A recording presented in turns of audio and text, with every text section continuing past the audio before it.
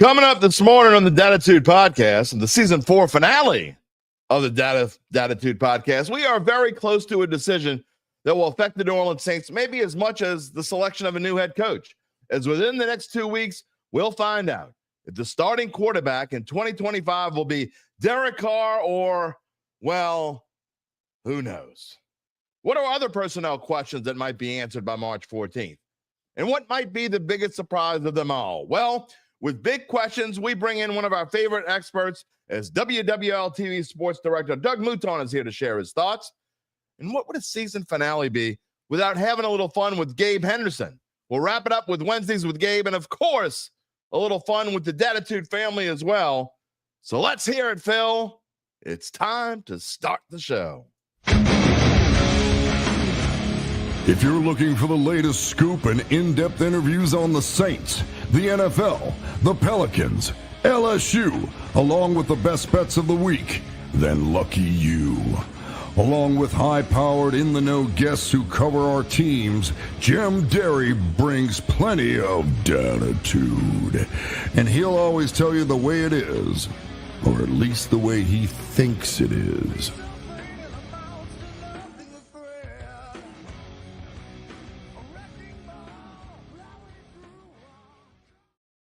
Where you at, Dattitude family?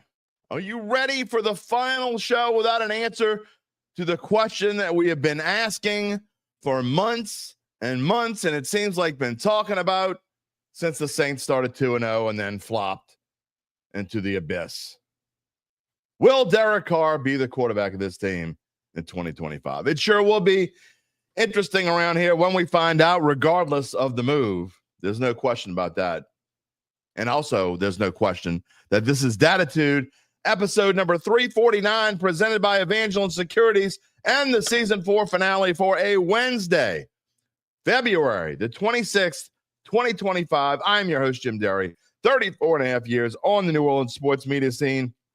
And I thank you for being a part of this ever-growing Dattitude family. It is growing leaps and bounds. We have had a great start to this new year. I'm almost scared to take a break. We've been doing so well, honestly.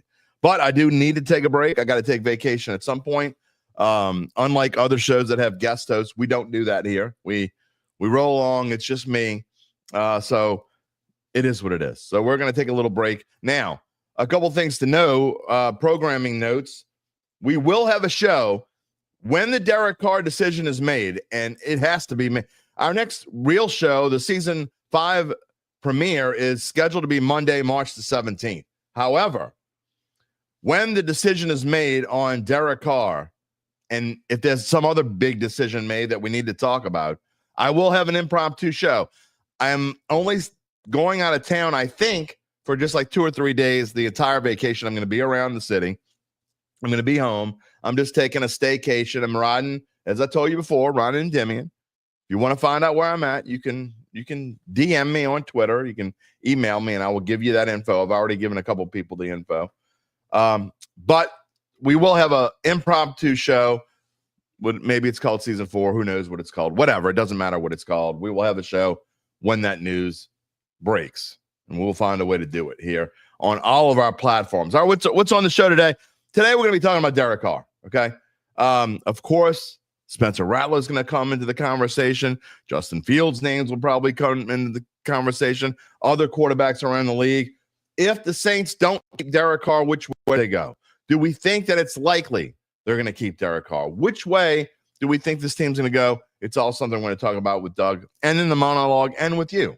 Well, we're going to have lots of comments and questions with you. You'll be part of it. But before we get into it all, I do want to share some personal news, and I have a little clip to show you as well.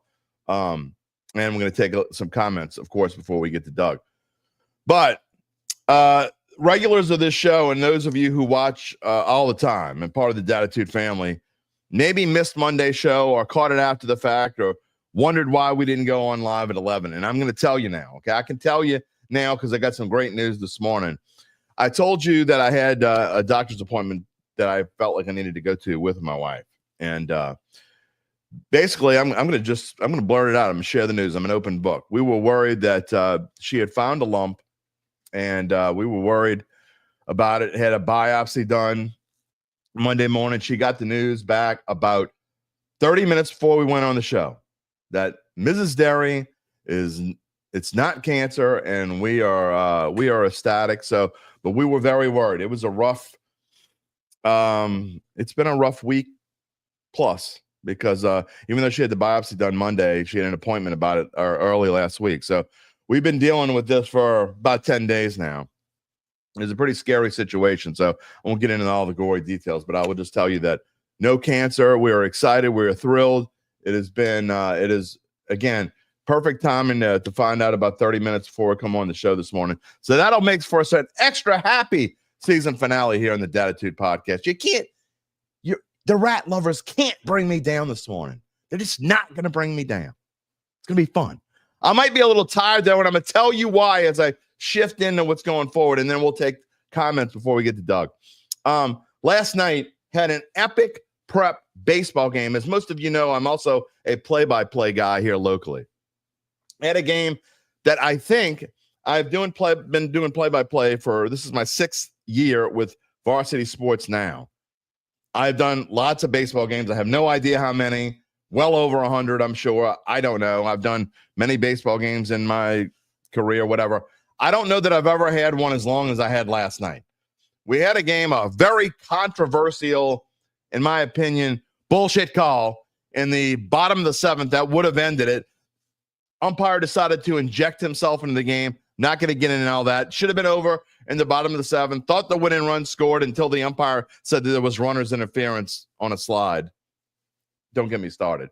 However, that cued going from ending the game in the bottom of the 7th in dramatic style to going through the 13th, and it finally ended in the 13th inning nearly 4 hours after it started. And I thought I would share this with you this morning. Tell me if you can hear in my voice at the very end how happy I was that this thing was over, because I was starting to get a little cold and a little annoyed and hungry and whatever else you want to call it. 34-second clip of the finale of Newman and Doyle last night at Avenger Park in the heart of Audubon Park. Shorten the stroke up a little bit, protect that plate. Parker Taylor, who spent most of this game at shortstop, on the mound here to throw a 1-2 to Wilson. Wilson swings. Ground ball, right side. Here he comes. Coming around third. Trying to score. He will do it. Newman wins it in the 13th. Tanner Robert scores the winning run. Charles Wilson knocks him in. And we're done. 5-4. I didn't really even realize I said that until I went back and saw it on Twitter from there. And we're done. I don't think I've ever said, and we're done. That was my way of, let's get the hell out of here. My crew did a great job last night. You heard in the beginning, that was Jim Rapier, my color analyst, who's actually, it's been a while since he's been on the show. He is the Saints historian of Saints historian. So I need to have him on the show soon. But man, what a night last night. It has been a crazy couple weeks around here. And of course, it's fitting that it ends like that last night with me doing a baseball game that lasts 13 innings. Again, nearly 4 hours of high school baseball. Insanity. A 5-4 game won by the Newman Greenies. All right, we're going to get to some comments this morning. If you haven't already done so, we know we asked you to subscribe to the Dattitude YouTube page. If you're watching on Facebook, or if you've just been watching and you're not sure, now's the time. Season 4 finale.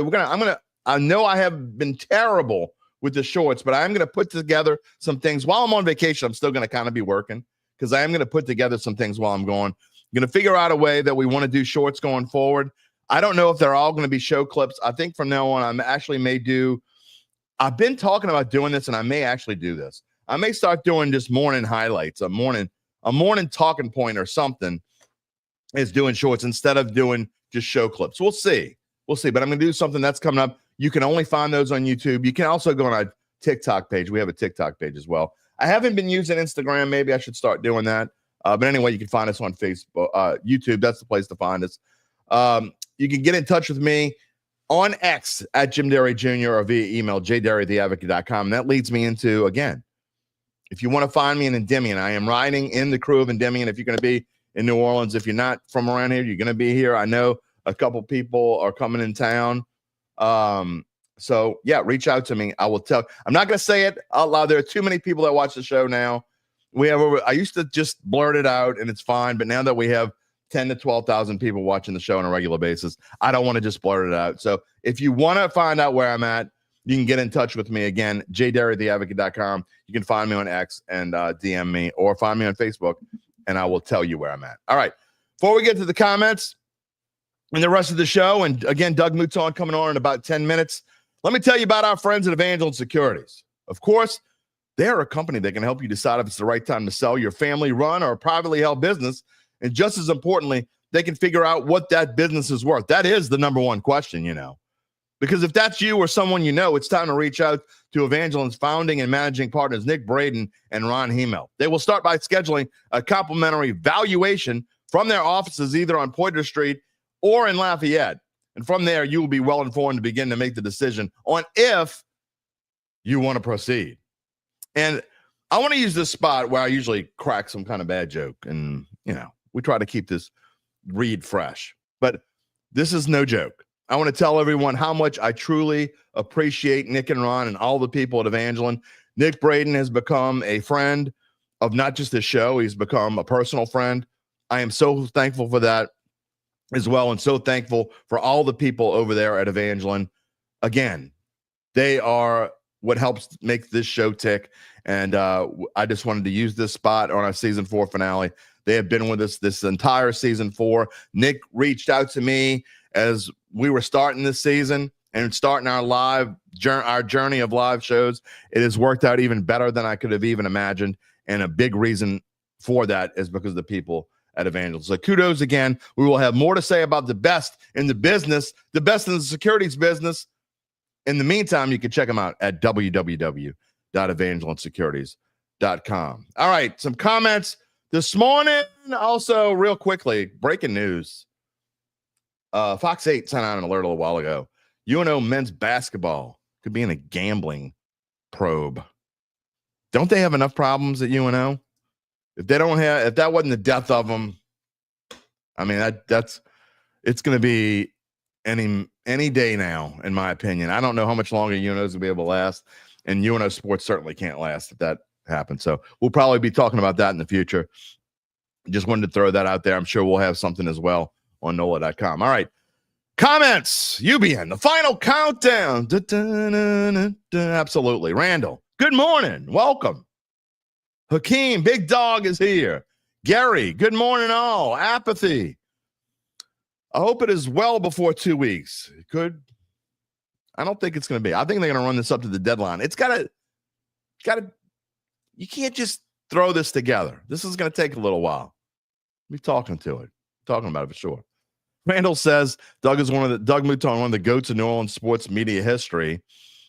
I always love listening or watching a legend instead of me. Love you too, Randall. Love it. Rocky, good morning. Hakeem says he's checking in from enemy territory in Mableton, Georgia. Can't wait to get to New Orleans for the weekend. Oh, man, you coming in? Love to hear it, Hakeem. I think you should reach out to me. If you're going in Endymion, reach out to me. I'll tell you where I'm at, and I'll give you something good. Brian Cabot, no appointments today. He's hanging out with me and the friends. Absolutely. Scott, good morning. New to the live show. Usually watch later in the evening. Love the podcast. Watch all of them. Thank you, Scott, for being a member of the Dattitude family. Yes, Rocky, awesome news. Apathy, fantastic news. UBN, fantastic news. Absolutely. If you missed it, talking about we had a scare real quick, in case you missed it earlier in the show. Had a cancer scare with my wife. We're good. Definitely awesome news. Thank you, Mark Gapsky, Owen Attilio, Ron Hendrickson, Brian Cavett, Randall, thank God, Black Preacher Man, salute. Had to catch the finale. We're only going to be off for a couple weeks. Christian, thank you for coming back. A-Town, good morning. Busy weekend. Coming in for the Zulu Ball on Friday. And then on Saturday, got invited to the Endymion Extravaganza. Absolutely. Come, A-Town. I'm going to be at the Endymion Extravaganza. Reach out to me. find me on X or Facebook, email me. I will tell you what table I'm at. And you can come over and say hello. Got to be able to tell you hello. A-Town, you've been a member of the Dattitude family for a long time. John Carter, and we're done. Only done for this season. It'll take a couple weeks off. Cannon McGee, what's up? Been busy. All you want is a championship. You and me both. Randall, you got to reach out. I'm not going to say it just publicly. I will tell you, if you message me on Facebook, and I know you've messaged me on Facebook before, I will tell you. Dylan Smith, good morning. He's late, but he's here. Let's go, Doug Mouton. Ready to see the Tigers play baseball tonight. Tigers, what are they? 7-1? On a roll. A-Town says I should do a Dattitude rat float for Endymion next year. Oh, my goodness. I don't know. CC Broom, you would favor keeping Carr for another season, but won't cry if he goes. You may well cry if Taysom Hill goes. Here's the thing about Taysom Hill. We talked about this last week with Luke Johnson, and before I didn't know a whole lot about the Taysom Hill situation, didn't understand it. I'm not the biggest salary cap expert on the planet. The good news is if you like Taysom Hill, which is just about everyone here, it's probably not going anywhere, okay? They don't save any money at all by getting rid of Taysom Hill. Taysom Hill is probably more of a likely candidate to restructure his contract and stay than Derek Carr is. That's just my opinion. Now, that being said, you're talking about a 35-year-old Swiss Army knife who's coming off of basically have his knee ripped apart, who might not even be ready for opening day. So if you're going to cut bait, I don't know, man. I don't want him to go, but it's a possibility. I hear you. You'll cry. Akeem wants to know, what day is Endymion? It is Saturday night. You won't be here no Sunday morning. It's already here. Gary Thomas Bradford. You'll know the answer more than I, but you have heard Carr is being designated a June 1st release. That we talked about this on Monday. And I know we had a weird time and a lot of you missed the show or watched it after the fact or whatever. But I think this is my opinion. I don't know any more than any other Joe Blow. Now, anybody who tells you they know what's going to happen is a liar. Okay. And I mean anyone. Anyone who tells you anything is a liar. The Saints keep things as close to the vest as anyone. No one knows. Derek Carr doesn't know. I promise you what's going to happen. But that being said, what we talked about on Monday, I think is really true, Gary. And it's the fact that I think this New Orleans sports media, and I'll ask Doug what he thinks. He had on 4th Down and 4 this past Sunday with Ross Jackson, sort of talked about it, but not nearly as much as some of the other podcasts. You know who I'm talking about. I'm not going to mention him. But there are other podcasts, and in fact, our own people. Luke Johnson was sort of doing this, almost trying to will it into existence, because I think the local media is just getting tired of the Derek Carr story, the saga, if you will. I don't know if it's because, they just want to move on to what, though? What are you going to move on to?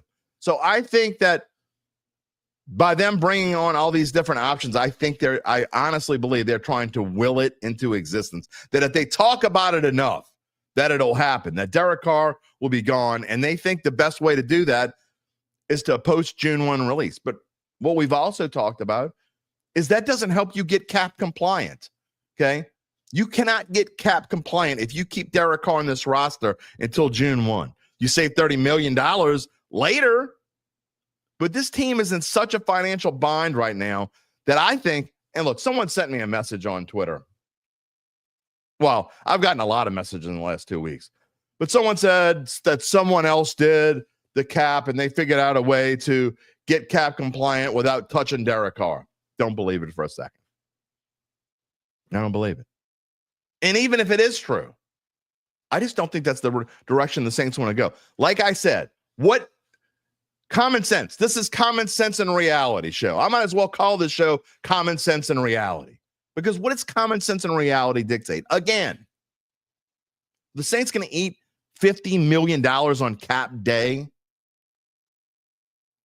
Put themselves, before they even touch another contract, which they're going to have to restructure almost all these other contracts. Do the Saints put themselves in a position to where they have $95 million of dead cap because they already have $44 million sitting there. So rounding off and whatever, $95 million. If they just cut Derek Carr or they keep him and say he's going to be a June 1 cut, on March the 14th when the new season starts, they have $95 million in dead cap space. I just don't see it. Again, we're going to talk about it in Doug with just a minute. He's in the green room. Just a couple minutes, couple more comments. Gabe Avila, good morning from El Paso, Texas. Nola, man, good morning. Season's tickets due in a month. He's sad to say he's giving up. Giving them up after 22 years, man. I'll tell you what. Normally, I would tell you don't do it, but in these financial times and with the uncertainty with this franchise, I can't in good conscience tell anyone to hold on to them. I completely understand. I used to have season tickets when there was a period of about 7 or 8 years when I wasn't covering them. I had season tickets. They were expensive then. I can't tell you not to do it. Says he dropped them off, gave the reference number, and they said they found it in the system. Well, David +1. Hopefully you can help everyone understand the ramifications of cutting Carr now versus post June 1 cut. That's what we're trying to do for sure. Walt says, let's hear it for the rat float ain't happening. All right. We got some more comments in the queue, but I want to get to Doug here. And if I don't get to these comments, I promise. We got Wednesdays with Gabe coming up in a little bit after Doug. We're also going to take plenty of comments. I'll stay on as long as y'all want me to today. Okay. So I've been trying to keep it to an hour and a half lately, and we've been doing pretty well with that. But today with the finale, if y'all want to talk, we'll talk. All these comments in the queue, I'll make sure some of them during Doug, but a lot of them as well. Let's see. Okay. An ESPN alert about Derek Carr, right? As it's not anything important as we go on the show live here. But again, I will come back to all of these things because we have lots of questions, and I know that he has lots of answers. Douglas Mouton, welcome back to the Dattitude podcast and the season 4 finale. Yay. Well, hey, Jim Derry, how are you? I am wonderful. It has been a great day here after a crazy. Yeah, I heard. Congratulations. Thank you. My wife, Jamie, actually had breast cancer 6 years ago. She caught it super early, had the surgery. All is right. She's been cancer-free for more than 5 years now, so it's great. But I do understand exactly what that's like to go through. So congratulations. That's Thank you. It has been a very rough week and a half, 2 weeks, or whatever it's been. And again, I know you didn't see the beginning of the show, but capped off by last night. I was listening. I was in the green room. Oh, I heard you. A little play-by-play, 13 innings, almost 4 hours of new in baseball. Nothing like it, Doug Mouton, especially when it's nice and chilly. And I wore a sweatshirt and shorts because I didn't think I'd be out there that long. But whatever. Playing baseball in the spring or whatever they call it in the winter, it's just weird. Cold baseball is not something that's supposed to exist in this world, and it's always strikes me as weird when there's. Hence why you go to Arizona. Yes. Yeah. Hence why you go to either Arizona or Southern Florida for spring training. Fort Myers in 2 weeks. We got 5 days. It's 4 games in 4 days, 7 different teams. Tickets are all purchased. We got a mansion in Fort Myers because there's 6 of us going. And it's incredibly affordable spring training trip. We do it every year, and it's amazing. One of these years, and I know I said this, but one of these years I'm going to go with you. You're invited. I know. You're definitely invited. It is on my bucket list. Super Bowl scratched off my bucket list, so now I can start looking at that other thing. Amazing. It was fun I've ever. I mean, the Saints Super Bowl was pretty incredible, and I was in Miami for, I want to say 14 days. It was total because I even stayed after the Super Bowl and did all the Super Bowl mop-up stories. But that was so much more intense because the Saints were there. This was just kind of covering it from an outsider's viewpoint. New Orleans did a spectacular job. People were just in a good mood for a whole week. It was just they really were awesome to be part of that. It was just a great experience. And it was a pain in the keister to get down there and do all that stuff and walking and all this stuff. But I wouldn't have traded it. I've told people. They asked me what was it like and the experience of the week on Radio Row and the game itself, and I said I wouldn't have traded. It was everything that I hoped it would be. It lived up to all the hype. but I was glad it was over when it was finally over. Well, I mean, look, for those, I mean, we got 4 of us in the sports department, so I told them, and we were all ready for it for 6 months. I said, look, just be ready. It's 7 days next week, and count on 12-hour days, maybe more. And yeah, don't get me wrong. I mean, no way complaining, but when it was over, there was like a 16-hour sleep at the end of that. Oh yeah. There's no doubt about that. I'm still kind of recovering a little bit. Yeah, I feel that too. That's why Fort Myers is going to be spectacular. Well, and then right after the Saints hire Kellen Moore, so we have not really gotten a break around here, which is fine. We enjoy it. I'm going to find a way to take a break, and I know you probably will too. Well, you're doing it with spring. Yeah, you're doing it with spring. March is my break. Yes. Yeah. Oh, well, we're about to get in there. Let's talk about. Obviously, I watched 4th Down and 4 this past Sunday. You had Ross Jackson on. You were talking about the Derek Carr situation and the different options. There are so many varying opinions, Doug. And one thing I was talking about during Monday's show is it seems like our colleagues in the New Orleans sports media are almost willing into existence they're almost talking as if it's a likelihood now that Derek Carr is going to go. And I swear, no one knows a thing. Okay, so it is really. I really think they're trying to will this into existence almost because they're sick of talking about it. Yeah, and look, there may be some truth to that. And I wouldn't deny that. But here's the real thing. First of all, you say nobody knows. That is the truth. Nobody knows. Even Derek Carr doesn't know. It's going to be this or going to be that. I honestly don't think Kellen Moore is sure yet. And he might be more sure now than he was a week ago. But when he got here, he still hadn't even piled through the 17 games and looked at everything yet. I mean, we looked at it as the new coach. And now, granted, that was a week ago. So maybe by now he's done that and he has a better idea. But when the only time we've heard Kellen Moore speak, which was that introductory press conference, and this is the reason so much is being made of maybe not Derek Carr, and we've talked about this 100 times already, is that with Alvin Kamara, he said he's going to be a big part of the future, and with Derek Carr, he didn't. He chose his words very carefully, and he never said that. And I think at the time he didn't say, he knows Alvin Kamara is a big part of what they're doing. I think he didn't say Derek Carr was because he really wasn't Didn't sure. know. I don't think he meant it as a no. I don't think he meant it as a yes. So that's all anybody has to go on. So if you want to extrapolate based on what you know, we have this one tiny nugget of information, and that's how Kellen Moore addressed Alvin Kamara versus how Kellen Moore addressed Derek Carr. And he didn't address it once. He was asked 3 different times and given a chance to either clarify or take back or add to it, and he stuck with that line. So it was the line he intended to say. That basically what he said, the interpretation is, I'm not sure what we're doing at quarterback, but Derek Carr is a great person. He's had a great career, and I've been following him forever, which is all true. And so, or at least from his eyes, it's all true. And so that's where we stand right now. We don't know. I will say from my personal standpoint, when he took the job, just looking at the salary cap, just looking at the logic of the numbers, it's almost impossible, and you just said this, to make this thing work with that cap number just cutting him. You don't get anything out of that.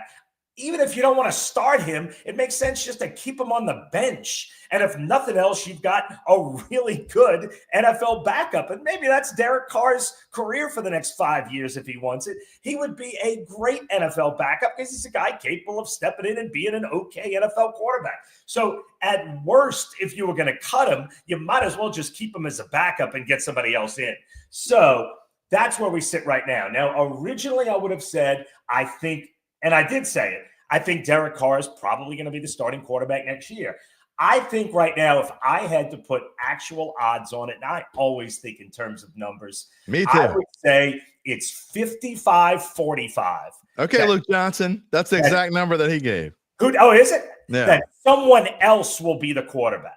So you say 45% chance Derek Carr. 45% shot that Derek Carr will be, which means it's almost 50-50 that he'll be the starting quarterback. I think on the roster, I would put his, unless they can find a trade partner, which is with that cap number, that's, I don't know. I mean, that's so difficult. Is somebody really going to pay that cap number?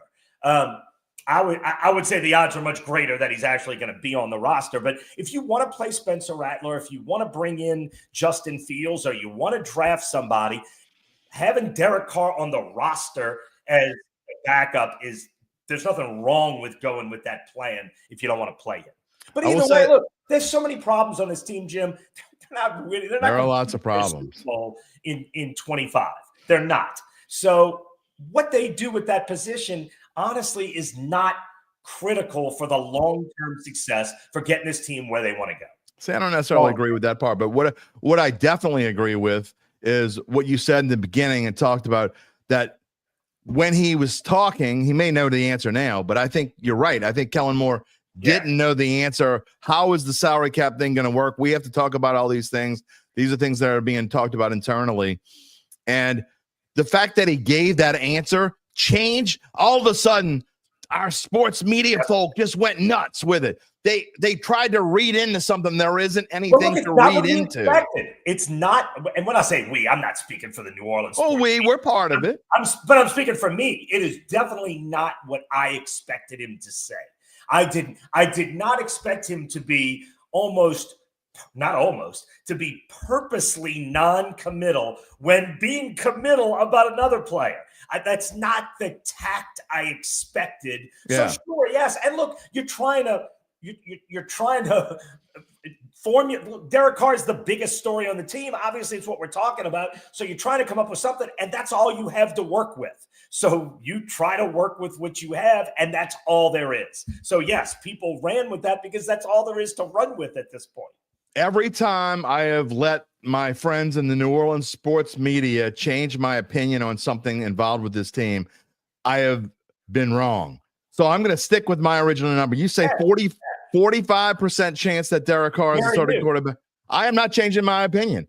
Common sense and reality tells me that there's a 90% chance that Derek Carr is the quarterback of this team on opening day. Oh, wow. Okay. I just don't look. Wow, 90. First of all, I hear what you're saying about the backup part, but I don't think that we can understand what that would do to the locker room of this team if you kept Derek Carr as a backup. That ain't happening. Okay.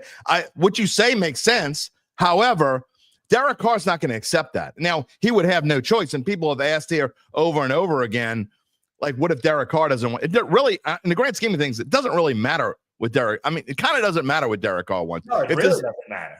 So in the grand scheme of things. However, you don't want a malcontent and a super malcontent. And that's what you would have. If you started Spencer Rattler over Derek Carr, there would be the boat would the ship would sink before Kellen Moore could even start. He doesn't want that.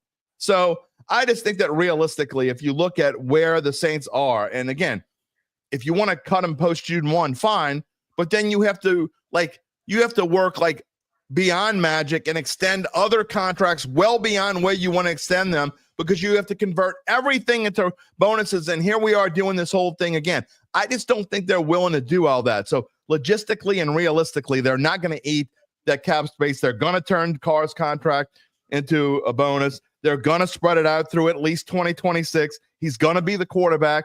Now, you may make moves with other people, but I just think that is the only realistic way to move forward, whether you like Derek Carr or not. Yeah, and look, I mean, your logic makes sense.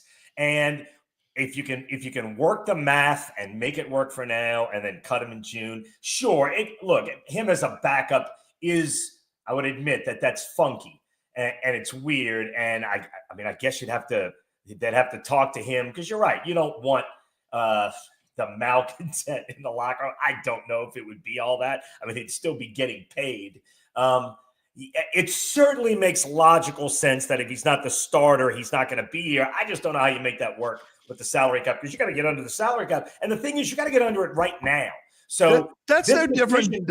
We're going to kind of know what they're doing in the next week or so, because they got to do it. Or maybe not the next week or so, the next 3 weeks or so, because they got to get under the cap now. But think about it. There wouldn't be any different than if they would have, let's say they didn't fire Dennis Allen and they went through and they say, we want to hire a new coach. We want you to be the defensive coordinator again. We want you to stay. It just doesn't happen. I mean, he wouldn't say yes to that. Now, the difference is Dennis Allen would have had the option. He would have said, no, to heck with you. I'm going to be defensive coordinator for some other team, where Derek Carr doesn't really have that option. However, you don't want to force someone to stick around and say, would you want someone to force you to, we're going to put you on the desk. Yeah, we're going to put you a traffic reporter in the morning. Come on, Doug. Here's, I guess, why I don't spend a lot of my personal bandwidth on Derek Carr is because, and I think everyone will agree with this, by the time this team is ready to win, assuming Kellen Moore can spin this thing the right way, by the time they're ready to really compete in the playoffs, by the time they're ready to hopefully compete for an NFC championship, Derek Carr will not be the quarterback. That I am 100%. Oh, I'm sure of that as well. Yes. Yeah. So, and I don't know how you find, I tell you, the one guy actually, there are two guys that's out there. One is Justin Fields. I don't know if he's ever going to be good enough to be that guy. And then the second guy is in the draft is Jackson Dart, a guy that you think is your playoff quarterback that you want to go get at 9. He's rising up draft boards. Quarterbacks go nuts. Nobody at this point last year would have ever believed Bo Nix was a first-round pick. You want to be a number 12, and you want to be in a great pick at 12. So maybe he's out there. Other than those two, and I think those are semi-long shot possibilities, the quarterback who is going to be your playoff quarterback is, unless you think it's Spencer Rattler, and I don't think it is, but I'd love to be wrong, is not on the roster now. So, and he's not going to be on the roster this season, probably at all. So, but I'm much more concerned with everything else right now because the quarterback position, I think, is something you're going to punt to next offseason to start figuring out. That just unless, like I said, Jackson Dart, I think, is the real wild card out there. If you think he's your guy, because he's a guy with some wheels, with a I just don't think he's going to slip. The Saints aren't going to draft him in the first round. I just don't think he's going to slip. Not slipping in too, but I'm just throwing out a possibility. I'm not saying that's likely or going to happen or any of that. But I think the quarterback situation isn't really going to be resolved until next year anyway. So if Derek Carr plays or Rattler plays or somebody else plays until the Saints find their next quarterback, whoever it is okay with me.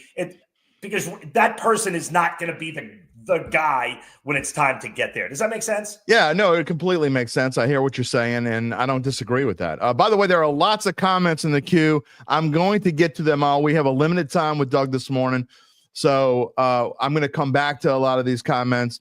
We got Wednesdays with Gabe. We're going to have a long show today. It's fine. I promise you. Stick around. There's a lot of comments that I want to show in a little bit. Look, here's the thing. And look, you disagree with Mike Detillier because you're on the same kind of boat as Mike Detillier without going out there and saying that they need to basically move on from Carr. But that's kind of what you're saying. And you disagree with Mike Detillier at your own peril in this business. But I'm going to say this. And here's the reason why. Here's the reason why I've been on. I like that. Here's the reason why I've been on the Derek Carr train. And again, I agree with you 100%. He is not the quarterback of the future for when this team can become really good again. And I do think that within a few years they can become really good again. Yeah, however, might start in 26.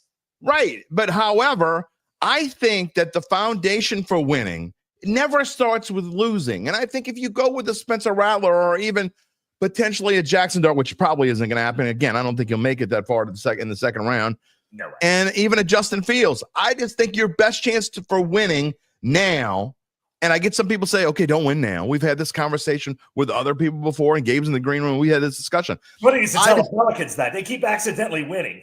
I just think the foundation for winning is winning. And I think that even if it's to win the division and be 9-8, that's not sexy. It's not what people want in the grand scheme of things. I just think going forward, if Kellen Moore can start off by going 9-8 and winning a division, or God forbid, even 10-7, I just think it sets the foundation for the future. And you're already going to be in a better, no matter what you do right now before March 14th, you're going to be in a better situation at this time next year. No matter what you do, you're going to be in a better situation than you are right now. And then you're going to even be in a better situation 2 years from now, financially. I just think that if you can win now and make this rookie head coach believe in himself and everyone that comes with him believe, I just think you're so much better off than going through another year of 5-12 and torture and not setting a foundation for a rookie. If it wasn't a rookie head coach, maybe I'd understand it and feel a little bit differently. But I just think with someone who's 36 years old, you got to come in, and I think he's got to win now. And that's Derek Carr. And the counterpoint to that would be the new coach comes in. He played against Derek Carr in college. He's known Derek Carr for his entire football life, has, in his words, closely followed his career, knows all about Derek Carr, has studied Derek Carr, has seen Derek Carr over the years, gave Derek Carr, one of the quarterbacks he knows best that he didn't coach, gave him a completely non-committal. It would because he didn't have a choice. Knows Derek Carr that well, what might have said, and I expected him to say, "Look, Derek Carr is our quarterback. We're building around him right now," and he didn't say any of that. He also, Doug, let me interrupt one quick second. Endorsement he gave Kamara. Let me interrupt 1 second, because at the Super Bowl, he also said the same kind of things about himself and the Saints, which forced all this speculation to where it looks like Kellen Moore is pulling out of the Saints job and he doesn't want the Saints job, and all this when we all knew that he was taking the Saints job, but all these reports came in from everywhere that all of a sudden Kellen Moore's having second thoughts. He was never having I second never thoughts. said that. In fact, I never once I'm not saying you did. Okay, I'm not saying you did. If he was going to pull out, he would have done it already. That there's no way. 100%. 100% interested. But this is the same thing, though. He's not going to tell you any. He doesn't want to say anything until a deal is done or whatever. So I don't think anyone can take anything out of that comment. If that was and that's possible, but he was completely committed to Alvin Kamara and was not completely committed to Derek Carr. If there wasn't the opposition, if he was non-committal about everything, then yes, I would agree with you, but he wasn't. He was selectively non-committal. And there is something to be read into that, and he wasn't selectively non-committal once. He was asked 3 times and stuck. If he's not going to tell you an answer 1, he's not going to tell you an answer 10. Oh, no. I disagree with that, because I'm the king of asking the same question 3 or 4 times. I know. I've been in the room. Different answers sometimes. I promise you, if you ask because sometimes this is just an interview thing, and not an interview on TV because it's aggravating to listen to, but an interview like if you're trying to get something out of someone, you ask the question and then they have a pre-prepared spiel, right? Then you go to something else, then you come back to the question. And often once they've said the pre-prepared spiel, they'll come back and be honest the second time. I'm telling you, this works with politicians when I was a news reporter all the time. The second time you ask, you get a way more honest answer than the first time you ask. That's a fact in a lot of cases. Yeah, but you know what this tells me? You know what about Kellen Moore? I'll tell you right now. It told me, and I said this on TV that night, that Kellen Moore is way more prepared for this job than I thought he might. Exactly. Because he, in his head, had so many things mapped out. Coordinators don't ever get asked questions. 100%. Like head coaches do. And the fact that he was nimble enough in this stupid room filled with reporters. People he's never met. Believe it or not, it's an intimidating room. He's got 40 people looking at him, peppering him with questions, and he stuck to his message clearly. He was incredibly nice. You could feel his personality, but he was so much more comfortable as the leader of this group than I thought he might be. Actually, my personal opinion of Kellen Moore went up 2 notches by how he so effortlessly handled that 45 minutes in front of the New Orleans media. Not that that means anything, in a coaching standpoint, but he was so comfortable and relaxed and in charge. I was like, okay, this guy, I think he is ready for this job. You said exactly what I was going to say. And I feel the exact same way. And look, we may not 100% agree on the fact that you asked him a bunch of different ways, but the fact that he was able to just not even pause and go on and not show wasn't scared at all. Effortless. And it was like he's been doing it for years. Yeah. He reminded me, he really did. He reminded me a little bit. He doesn't have quite the attitude, but he reminded me a lot of what Sean Payton was like at that age. One quick question UBN wants to know. does that tactic work with the wife? does Jamie? Can you do that at home? No. And now that it only works when people have a pre-prepared answer. You let them get it out, and then you ask, find different words and ask it again, and then anyway. But the wives never have pre-prepared statements. Kellen Moore struck me as one of the oldest and most mature 36-year-olds I've ever met. I agree wholeheartedly. 36-year-old is young. I can tell you that from my age. 36-year-old is young. You're a long time ago. Starting to figure out who you – and Kellen Moore is rock solid who he is and what he wants to be. And I agree with you. He was like Sean Payton in his command. He's personality standpoint, you can already see he is 100% different than Sean Payton. I gotta be honest. I go back to being 36. I remember where I was when I was 36 and what I was doing when I was 36. I'm not sure I was fully grown up yet. I'm just gonna say I was at 36. Wow. I mean, I mean, some could argue at 56. So Gabe's back there at 26 or 27 or wherever he is. I'm just telling you, you ain't 26. He ain't grown up yet. I mean, you got a ways to go. So again, that's why it's even more impressive, because at 36, and to never have done, and to have been a coordinator already for 6 seasons is incredible at this point. Really is. And look, my guess is, for as ridiculous of a personality as Jerry Jones is, look, give Jerry Jones credit. He recognized that in 30-year-old Kellen Moore, that this guy is 30 going on 52 and can handle the offensive coordinator job. He gave it to him. They won 12 games, 4 straight years. Obviously, they weren't good in the playoffs. Yeah. But Kellen Moore did a spectacular job for the Cowboys at 30 years old. And at 36, like I said, you wonder, you got the youngest coach in the NFL. Is he mature enough? He's all of those things. I'm excited about it. I really am. Again, I'll say this too. I say this every time I say it. This is no guarantee he's going to be successful. These are the 32 best coaches on the planet fighting against each other, and some of them have advantages and disadvantages. It's hard to win in the NFL. Yeah, but Doug, if any team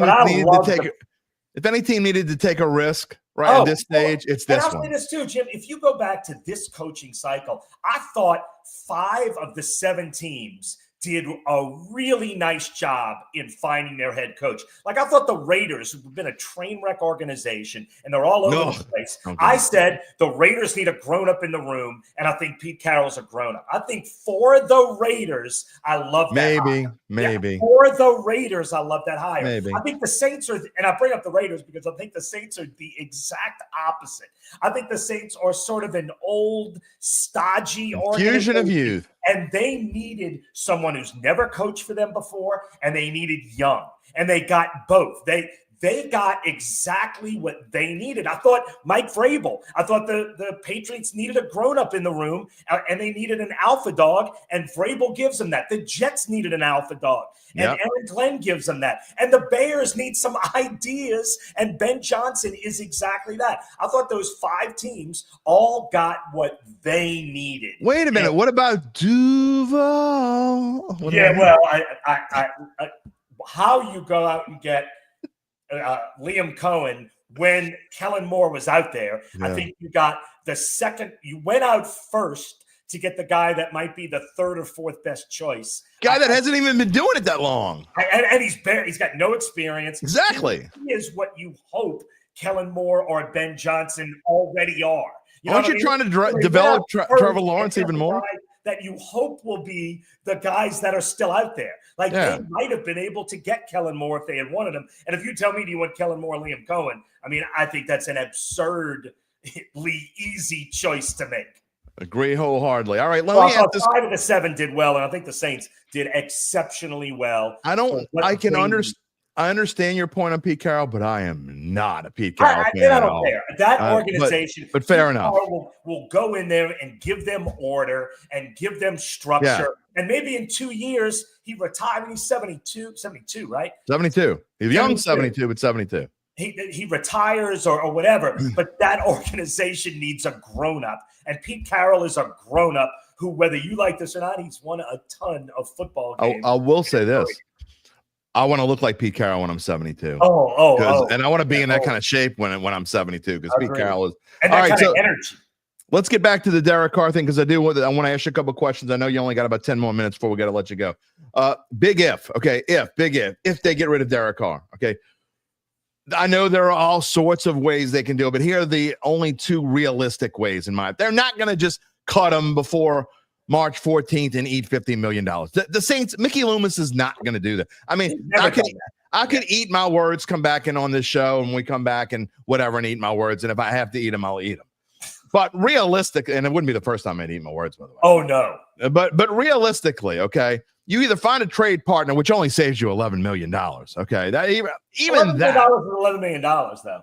I get it, and it's a possibility. I don't think it's likely, but I think it's a possibility. I think the Saints would love to. I don't know if you're going to find a partner. Right, because then you're going to have to find someone to take on a lot of the money as well. So whatever. I mean, it is what it is. And someone asked earlier who was the most likely. I think it was Sean who asked earlier, what's the most likely team that they could deal with? The Jets are looking for a quarterback, and I think that would probably be the biggest possibility at the moment.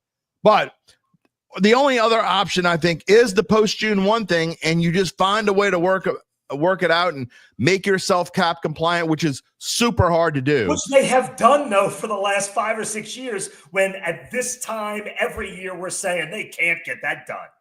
And they've done it every year. But isn't this one just, look, and I agree with you, and I've always said they'll find a way. I just don't know that you can realistically find a way without saying, okay, we're going to tie ourselves to Cameron Jordan and give him a Bobby Bonilla contract and pay him for 20 years and Tyrann Mathieu and all this other stuff.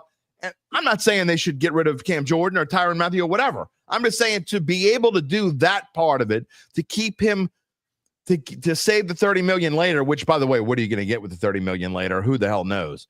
But that being said, I just don't know that the Saints are in a position with all the other old dudes they got in this team and they got to work with that they can even do that. But what do you think is the most realistic way if the Saints wanted to move on? How do you think they would do it? Yeah, if they wanted to move on, I think the post-June 1 thing is the way you would do it, that you would figure out a way to make it work, acknowledge that 25 is not the season you're going to compete for a Super Bowl, and do it after June 1 if you want. If that's what you want to do, is move on from Derek Carr, I think that is by far the most logical. The best option for the Saints would be if you could find a trade partner and find a way to trade him, which might even involve trading Derek Carr and a draft pick and getting almost nothing back in return just to get rid of the cut. You'd be giving Derek Carr and a 3. They do it in baseball all the time. I don't know how you even make that trade work, but you would have to almost give him away. It would be worse than giving him away. You would give him away, and you would still eat $39 million of a salary on your dead cap that you already have $43 million. I don't even know how that works. I will say this though. Look, they showed their hand last offseason. Right. Last offseason, they acknowledged that the cap is out of control. We got to get it back under control, but it's not a 1-year process. No, Chase Young, as much as you'd love to have him back this year, he was a 1-year deal. They said Willie Gay, who did not play the way we hoped he would, was a 1-year deal. They didn't rope in a lot of new money last year, right? And they did it, on purpose. Clearly, that shows their hand. I think what we're going to see this offseason is likely going to be another year of that, where they do everything they can to get closer to ground zero, meaning zero. They don't want to. They're not even trying to get into the black. They're just trying to get into the white. They just want to get back to zero. Right That's now, they're so sad. so far in the red. I feel that way sometimes about credit card debt. I'm not trying to get into the black. I'm just trying to get back to the white, the zero line. I'm going to ask you the question that I asked David Grubb, and I'm sorry to interrupt, but I got to ask this question. How do you even get to that point, Doug? How do you even allow you have to be able to, I'm not saying you got to be Nostradamus, but you got to be able to see that when we're doing this, and I know you're optimistic, we'll find a way out of it. We'll find a way out of it. It's like putting off your cancer test. I mean, if I got cancer, I'll find a way out of it. Right. But I mean, good Lord. And I hate to say that, use that analogy today of all days, but I'm just saying, how do you get yourself into this mess without knowing that you're going to have to pay the piper at some point? Well, I think they always knew And they also always knew the salary cap was going to keep going up. So maybe they figured the hit would be a little bit less if we wait. But look, the fact is, in 2018, the Saints had a Super Bowl team that should have gone to the Super Bowl, should have won. No question. So they built for that. So in 19, they were still building off the Super Bowl team. So you know what? If we have to mortgage the future to win now in 19, we're doing it. Then even by 20, they're thinking, you know what? We still have the makings. It's like a bad habit you can't fix. Yes. The feeling was, we're this close, we're going to keep. And then by 2 years ago or 3 years ago, now they're roped in and we're not a Super Bowl caliber team anymore. What do we do? And then, like I said, last year was the year they said, all right, no more. They're not starting that this year. They started that last year. They started the no more last year. I'm just saying. Unfortunately, the hole was so big, they couldn't dig out of it in 1 year. I'm just saying, Mickey Loomis is a poker player. I mean, sometimes you can't help yourself. From a poker player, from someone who likes to. I'm saying this is a poker player, and I'm a gambler. I'm a degenerate. I'm a self-proclaimed degenerate. I will gamble on whether the roach makes it to the garage before the end of this garage before the end of the show. I will bet on anything. I'm just saying that when you got a gambler running the business, sometimes things like that can happen. Mally Mal says Sean Payton is the reason. Sean Payton is a huge part of the reason. No. And look, when Sean Payton was in this building, or not this building, this is my house. Right, not in Mandeville. Sean Payton controlled everything. Mm-hmm. Everything. Every decision made was Sean Payton's decision. And the job of the front office was, during the Sean Payton regime, was to carry out Sean Payton's wishes. That was what every single person employed in the Saints organization, their job was to carry out Sean Payton's mission. So absolutely, if you're going to get credit for a Super Bowl win, which Sean Payton should and does, of course, he absolutely gets credit for everything that's not great too.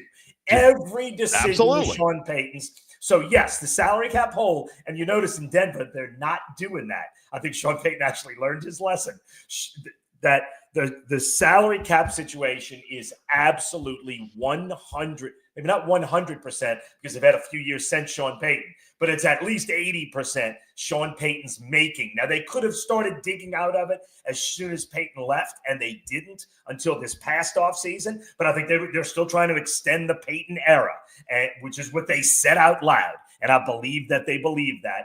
And it obviously didn't happen. They probably should have moved on a year or two before they did. But the fact is, they started moving on last season, even though Dennis Allen was still the coach. They had cut bait on the Sean Payton era last season. No doubt about it. And I will say this, I think that it goes the same for Mickey Loomis.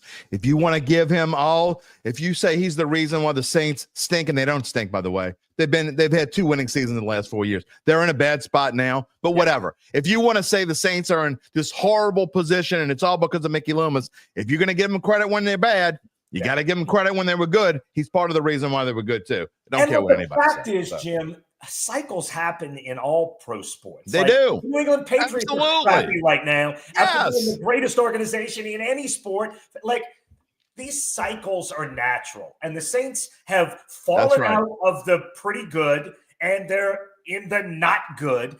But look at the Cowboys. Natural cycle. I had somebody tell me Gail Benson's the worst owner in all of pro sports. It's like, okay, these cycles happen. Don't get me started. I got emails on that.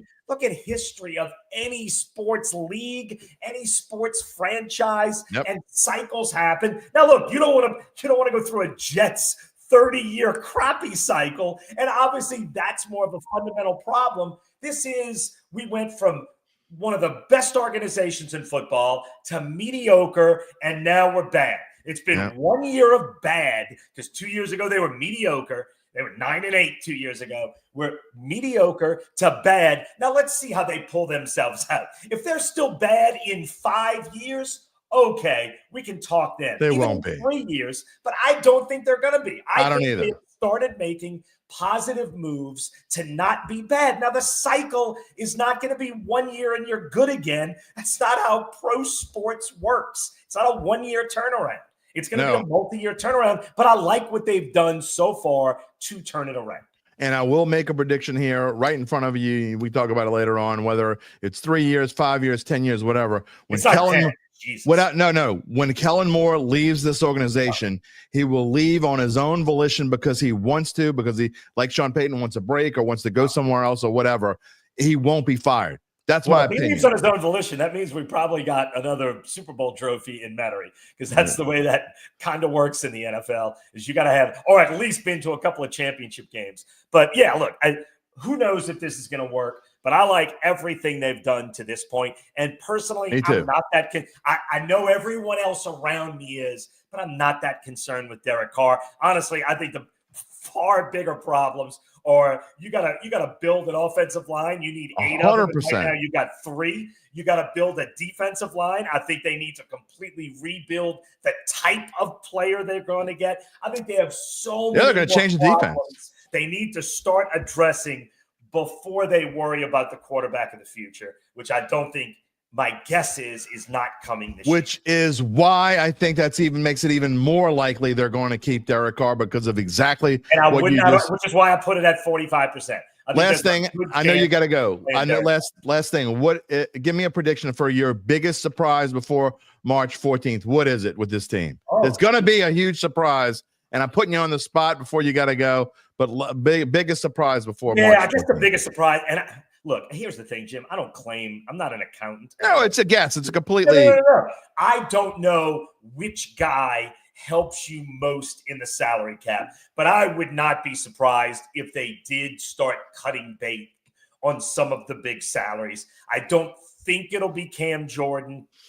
I don't either. And I don't know how much money you save if it's somebody like Tyrann Mathieu, but I would Demario Davis. Or Demario Davis. I would not be surprised if we start seeing an actual move of cutting fundamental pieces of what's been the Saints structure. I do feel like all indicators are we're starting over. That started last year, and I don't know who it is. God darn it, Jim.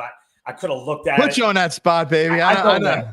But I think one of those guys, you're going to see a couple of fundamental pieces get cut or whatever it takes. But I do think you're going to see the rebuild come way more into focus. And I do think you're going to see this team get younger in the next month. But you would agree that it would be a surprise if there's not a surprise. Yeah, I would agree. Yes. Because I wouldn't be surprised if the Saints didn't sign any free agent for longer than a year. And if they took the same tack they took last year and said we're going to try to win with look, I hate to say this, it's such an insulting term, but like they played with a scrap heap offensive line last year. Lucas Patrick was a free agent for 3 months. Nobody signed him. There's a reason no team signed him for 3 months. And he started. He was your starter, a scrap heap guy. And Ali Udoh, well, I think he was 4 months as an unrestricted free agent, and you signed him to a 1-year deal. And Trevor Penning, no other team in the NFL would have started him, and you had to start him. Fourth on the Saints roster in snaps played on the offensive line. To me, that's a far more fundamental problem. Is you got to start figuring out a way to put offensive line pieces. You got 3 offensive linemen right now. Maybe Trevor Penning can be the 4th. I think he's borderline, but you need 8. And right now they've got 4 max. And you're not going to beat anybody, no matter who's playing quarterback. You're going to be 5 wins again, running back the offensive line we saw last year. You can win with Derek Carr and a better offensive line. You cannot win with any quarterback and the offensive line that exists now. So to me, I'm much more concerned with, I sure hope they start building the trenches, because you can do that now and worry about the quarterback later.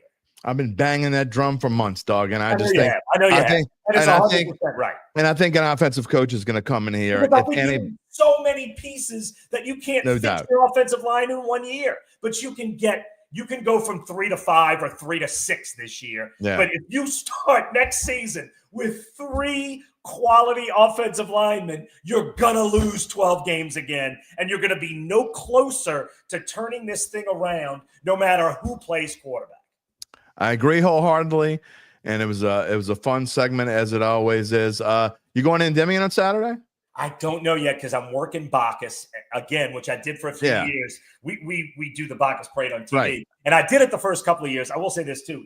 We do 51 fourth down on fours a year. The only Sunday of the year we don't do it is Bacchus. So I did like our first 2 or 3. Then I went to the guy, Dominic Massa, that runs that for us. And I said, look, Dominic, I work 51 Sundays a year. Can I have this one Sunday off and not work Bacchus? And he said, yeah, I think that's a reasonable request. So the last few years I haven't worked Bacchus, and I've been on magazine for Toth and enjoyed the day. And then honestly, I went back to my wife, Jamie. They asked me to do it again this year because of the passing of Eric Paulson. We're moving people around. And I said, Jamie, you want to go do Bacchus again? Because she comes with me. Yeah. And she said, yeah, we haven't done it in a few years. Let's go do that. So I'll be at the Civic Center working. Well, I will text you. I'm an Endymion, so I'll let you know where I'm at if you do decide to go. And I miss my days in Bacchus too, but on our salaries. I think this is a very New Orleanian thing. Especially once you get north of 40, I think. I don't know if I have the energy for both. Yeah, I don't know if I would. I think New Orleanians make the choice of it. I know a lot of people who vacation this week. Lots. Or every other year. Like Endymion and Bacchus one year, and then vacation the next year, and then Endymion and Bacchus the year after that, and then vacation the year after that.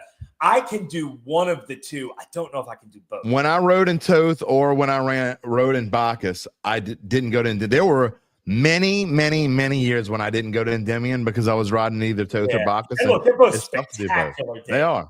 But having the staying power for both is a lot. It is. Well, enjoy your Mardi Gras and enjoy spring training. Awesome. And I will see you in a couple weeks for both of our fantasy drafts. I got 5 drafts in 5 days, and I can't wait. I will see you in back-to-back nights on a Sunday and a Monday for I got our draft. drafts Saturday, Sunday, Monday, Tuesday, Wednesday. 5 drafts in 5 days. I am ready to talk smack. I think I might be sitting next to you in the DRL draft. I don't know. Well, I finished 4th. No. Then I didn't. I finished in the money, so I do not pay for lunch. All right. Well, I have to pay again. So it might be the first time ever where I pay. Might be the first time ever I paid 2 times in a row. So I can knock back like 8 Bloody Marys that day on your dime.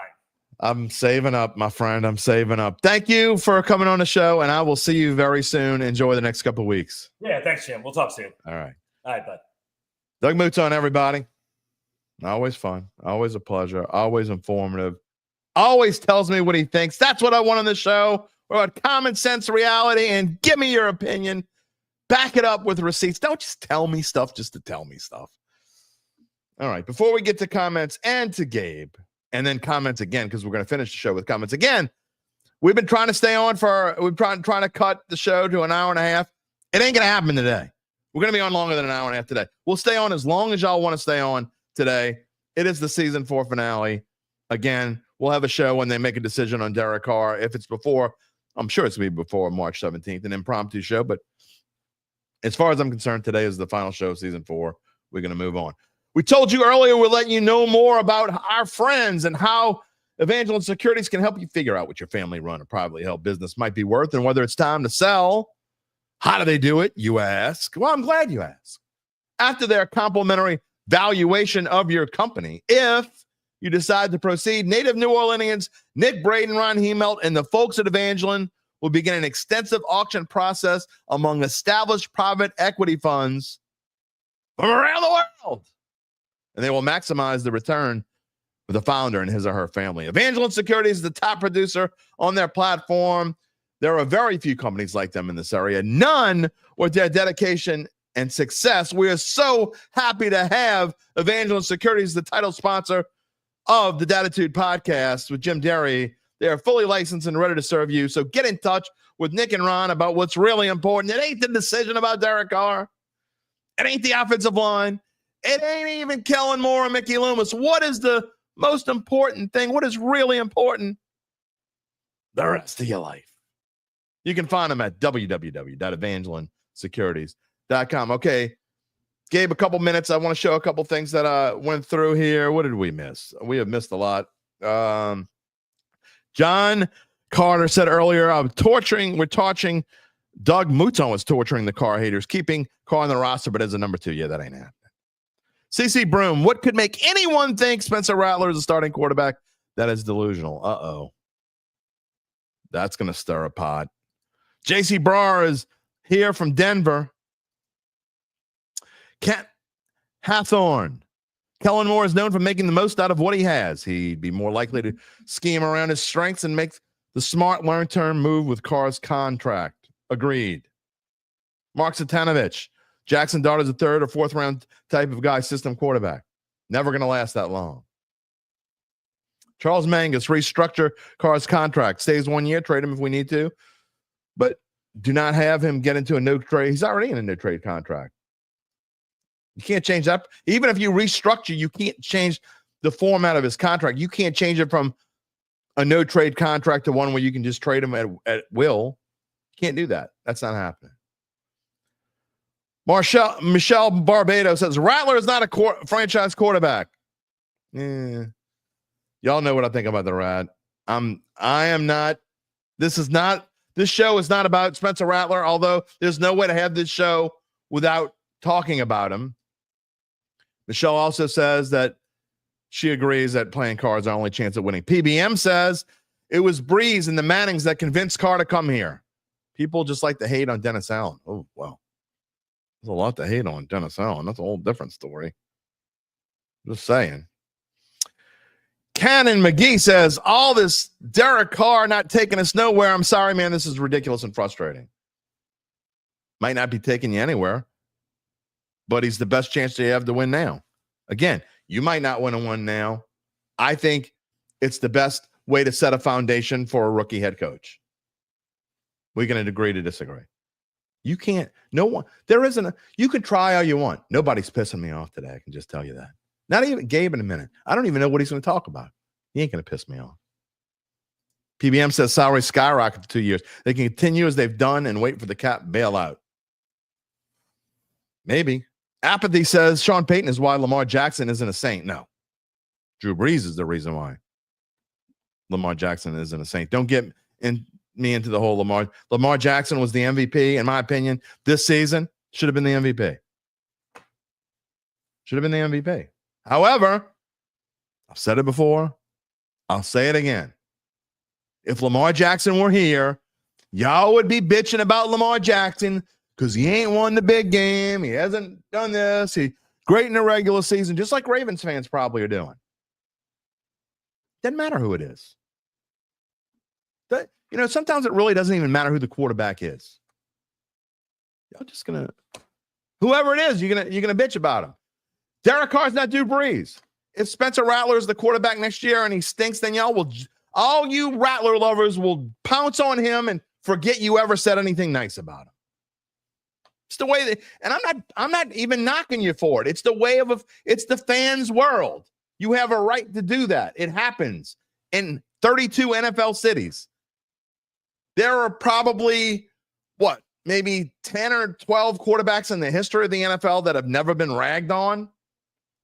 Maybe not even that many. Think about all the people that gave Brett Favre shit all those years. He throws too many interceptions. What do you want? It's never good enough.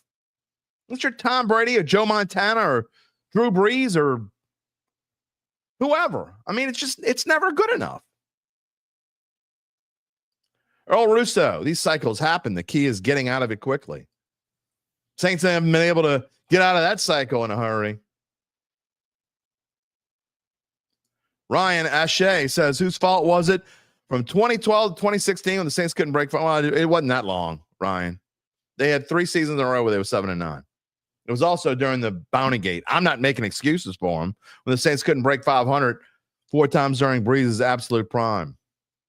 I think Sean Payton is much or more at fault than anyone. I was calling in 2015 that it was time for him to go. I was probably wrong. Wasn't time for him to go. But then he left the Saints in a lurch. It's a whole different story. David Dukas says, keep Carr this year and draft next year. I agree.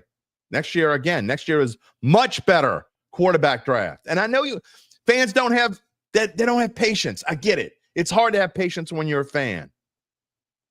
You don't want to wait till next year. We don't want to wait till 26. We want to draft somebody now. Or Just go with Spencer Rattler because he's the next thing and you don't have patience. What are you going to say? Because I don't care what anybody says, all right? I'm calling BS on all y'all right now. If Spencer Rattler is the quarterback next year, and if, I'm going to say if, I'm not going to say when, I'm going to say if, the Saints go 4-13 and stink up the joint, you'll either be making excuses or you'll be saying, and I'm not talking about the people who already don't like Rattler. I'm talking about the people who like Rattler now. You'll turn on him. You'll turn on him like you turn on everybody. It is what it is. Most people, not everybody. I know there were some people who didn't like the Derek Carr signing when he came here. I get it. We weren't doing our live show then. We did Duncan on Fridays, but it wasn't the whole show. It was just a piece of the show. And I don't even know if I don't think we took comments. So but I know when Derek Carr came here, there were a lot of haters. Okay. But nothing like now. Most people were positive. They were keeping it positive. I get it. You turned on him because he hasn't led you to the promised land. 9-8 ain't good enough. I get it. I'm not saying it should be. 5-12. Why were they 5-12 last year? Because he was hurt most of the year. John Carter. We make you smile every time you join the show. Have a great day. Who dat? Well, that's what we're here for. It's entertainment. Thank you, John. Jason Sykes says he can't stand Carr. Every time he takes the podium, he talks about his charity. What? I didn't even know he had a charity, so I don't know what you're talking about. We don't give a damn about that. We need a good quarterback. I have no idea what you're talking about. I didn't even know he had a charity, and I'm dead serious. I've never heard that. And I've been in the room when Derek Carr's taken the podium many times.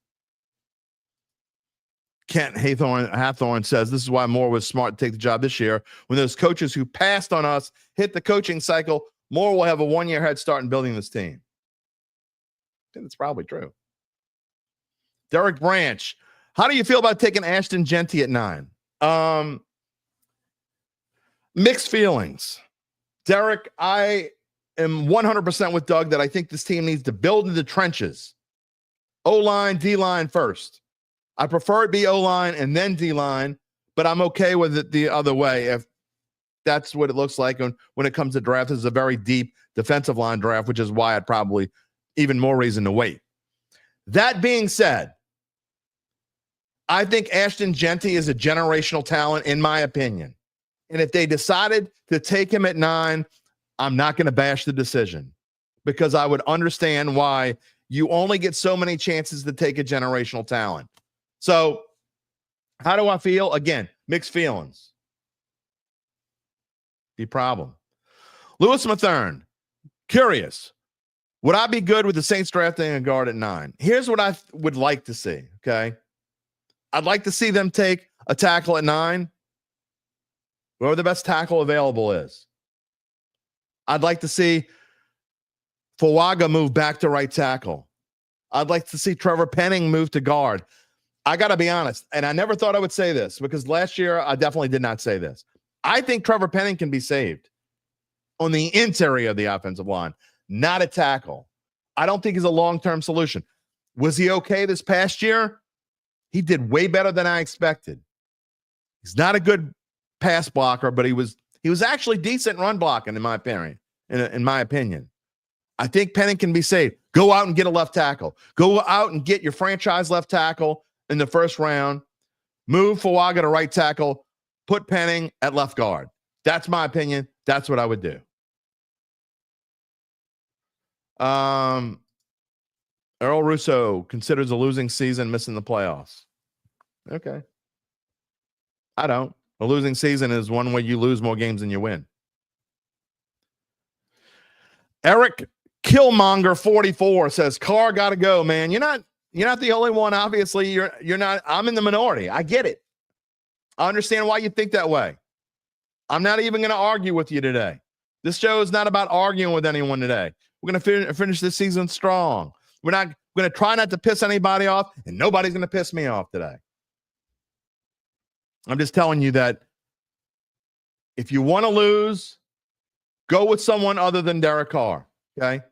Am I saying that if if Derek Carr starts and he starts 17 games next year, that the Saints will easily win the division or certainly guarantee. Now, I'm not guaranteeing anything. I'm just telling you that, in my opinion, the only chance this team has to win, and you might not think it's important to win this year, getting a better draft pick for a year or two doesn't do jack squat. I hate to tell you. I ain't going through that again, okay? I've been through this before. You have a different opinion. Fine. It's my show. You're full of crap. You don't know what you're talking about. You're wrong, whatever, but you're entitled to your opinion. Whatever. Losing gets you nothing but losing. That being said, especially, again, would I feel differently? I might feel differently, or at least I'd be more willing to accept it had the Saints hired someone like Mike McCarthy, where a 4-13 season wouldn't kill someone like a Mike McCarthy. I don't think 36-year-old or 37-year-old, whatever he's going to be when the season starts, Kellen Moore, I don't think that's the answer for someone young like that. That someone young coming in with his first job, I am way more inclined to say that a coach like that needs to be good right off the bat. Dan Campbell wasn't good right off the bat. I'm not going to get into what I think about Dan Campbell overall. I'm just going to talk about the general success that he's had. He won later. He had one bad season and then he was good. That's an anomaly. Okay? That's an anomaly. Most coaches who start off bad, they don't just become good later. It could happen. You can't say this can't happen. I'm never going to say something can't happen. It takes a lot for me to say 0.0. Okay. I've said it before in the show. I just think Kellen Moore needs to be set up with winning. And the only way this team has a chance to win this coming season with the financial straits that they're in, literally the only chance they have is for Derek Carr to come back. Earl Russo says, no matter what happens next year, glad to see big changes. There's no question big changes are happening. They've already started to happen. Apathy says, he'll say when in capitals, when Rattler starts, if you bring Carr back, turnstile Ruiz will get Carr hurt. I think Ruiz did better than we thought. All right, we're gonna move on and bring on Gabe in just 1 second. One more comment before then. Ryan, it was actually, I'm trying to see what you mean here. 2012 was Bountygate. I thought that during the 7-9s, no, I'm not arguing with you. And you could very well be right. I thought, I think that he wasn't punished until he was in the middle. It was in the middle of that stretch where they went 7-9. They went 7-9, if I remember correctly, in 2014, 15, and 16. I know 15 he was coaching. I could be wrong, but I thought in 14 that they was when they got punished. I could be wrong. You could be right, Ryan. I'll go look it up later. All right, time to bring on Gabe and have Wednesdays with Gabe. Again, this show is going to be longer than an hour and a half today. It is what it is. I knew that coming in. We're going to talk. We will talk to you as long as we want. Gabe Henderson back. Had some things going on with his real job, and here he is today, and I have no idea what he's going to say. So go ahead. That makes two of us. What you got this morning? I don't really have much. So you're not going to try to get my goat this morning? No, I don't know if you saw when you said nothing will get me riled up this morning. You were trying to think of something, weren't you? What can I do? Laughing. No, I wasn't really thinking of anything. Yeah, Ryan, by the way, Ryan, 4 7-9 seasons, I'm talking about in a row. There were only 3 in a row. I'm pretty sure it was 14, 15, and 16. Not 100% sure, but I'm pretty sure it was 3 in a row. 2013 was 11 and 5. Yeah, there you go. 20 and 13 was 11 14, and 5. 15, 16 were 7 and 9. See? But right I think he's saying there were 7 and 9 seasons in that span. Oh, yeah, there were. And there was 7 and 9, I believe. Either 7 and 9 or 8 and 8 in 2007, which was the year after they won. It was Peyton's second year after they won the NFC, after they went to the NFC Championship game. So he's had multiple mediocre seasons Sean Payton had. So anyway, what you got? Well, wait, look, as we go forward here, and let's put aside the what's better for the team winning. We've already had that debate on the show, and we know what you think about winning and losing. But just your thoughts on And I kind of know, but Derek Carr, just financially, what it means for this team. $50 million. Do you eat that cap money? Just in the grand scheme of things, reality sets in. And when reality sets in, do you really want to start off? You already got a $43 million dead cap hit before you do a single thing with a single contract over the course of the next 2 weeks, and you're going to have plenty of contracts to mess with. But, I mean, can you really want to put yourself in a $95 million hole before you even get to those other contracts? Here's what I think with Derek Carr. When you take a look at it, it becomes a question of whether or not you see him as a quarterback of the future. Mm-hmm. And I think we all know the answer to that. If there are other ways that the Saints can open up cap space aside from restructuring Carr, I would do that. I don't know if there is. That's the tricky part. And I actually had a discussion with someone. Very rarely do I insert myself into conversations like this, but I saw some people on Twitter talking about Derek Carr and how he wasn't present for the Super Bowl and how it was a bad look. Right. And my whole thing is, and I think I've said it on here, I'm not 100% sure though, why would Derek Carr show up? Why would he show up to the Super Bowl and represent New Orleans when, let's be honest with ourselves, more often than not, the city has treated him really poorly? And that being said, you saying that, I just want to give the man credit where credit is due, because I know I've bashed him enough, at least on the field. Mm-hmm. And I make jokes about showing this picture of me dapping it up with the rat, but Spencer Rattler did show up. And so he was all over the place, and he wasn't, I mean, he might've been selling something. As far as I know, he wasn't. He came on the Saints Insiders podcast and just talked about his time with the Saints. So I give Spencer Rattler all the credit in the world for, he showed up, he came and sat down and he talked, and he's taking he knows he's going to have the same questions that Derek Carr would have had. So in his defense, he certainly showed up, and I definitely give him credit for that. Yeah, no, I give him credit for it, but I'm also not going to sit here and bash Derek Carr for not showing up. A lot of people will look at him, and I mean, a lot of people have bashed him for not being there, but once again, I mean, I asked the question. Well, he doesn't know what to answer. He doesn't know how to answer questions that he doesn't know the answer and not to. Not only would, I mean, that's another good point. Not only does he not have to show up and represent for the city of New Orleans, but showing up perhaps would put him in a very uncomfortable place. Not only would he expose himself to fan interactions, walking the streets and such, but he's also gonna, I mean, Radio Row is where you saw Spencer Rattler and Derek Carr sitting down there. There's going to be a lot of uncomfortable questions that he doesn't know the answer to. Right, and Spencer Rattler can answer those questions a little bit easier, because first of all, they're not going to ask him with the same vigor that they would be asking Derek Carr, and he doesn't have to say the same thing. He doesn't have to say, I don't know what's going to happen 50 different ways from Sunday, which is, and so yeah, you're right. And Sean has a question here. Can I see Kellen Moore possibly bringing in Cooper Rush as the backup quarterback to Cowboys? I mean, I'm never going to say never, because I guess he would theoretically be a potential replacement, but I can't see. I mean, to me, Cooper Rush, if you were going to do that, you might as well stick with Spencer Rattler. I mean, being serious, I don't think Cooper Rush is an answer to anything. And in that scenario, I would rather see Spencer Rattler play an entire season than Cooper Rush. It's my opinion. Here's the thing with Cooper Rush.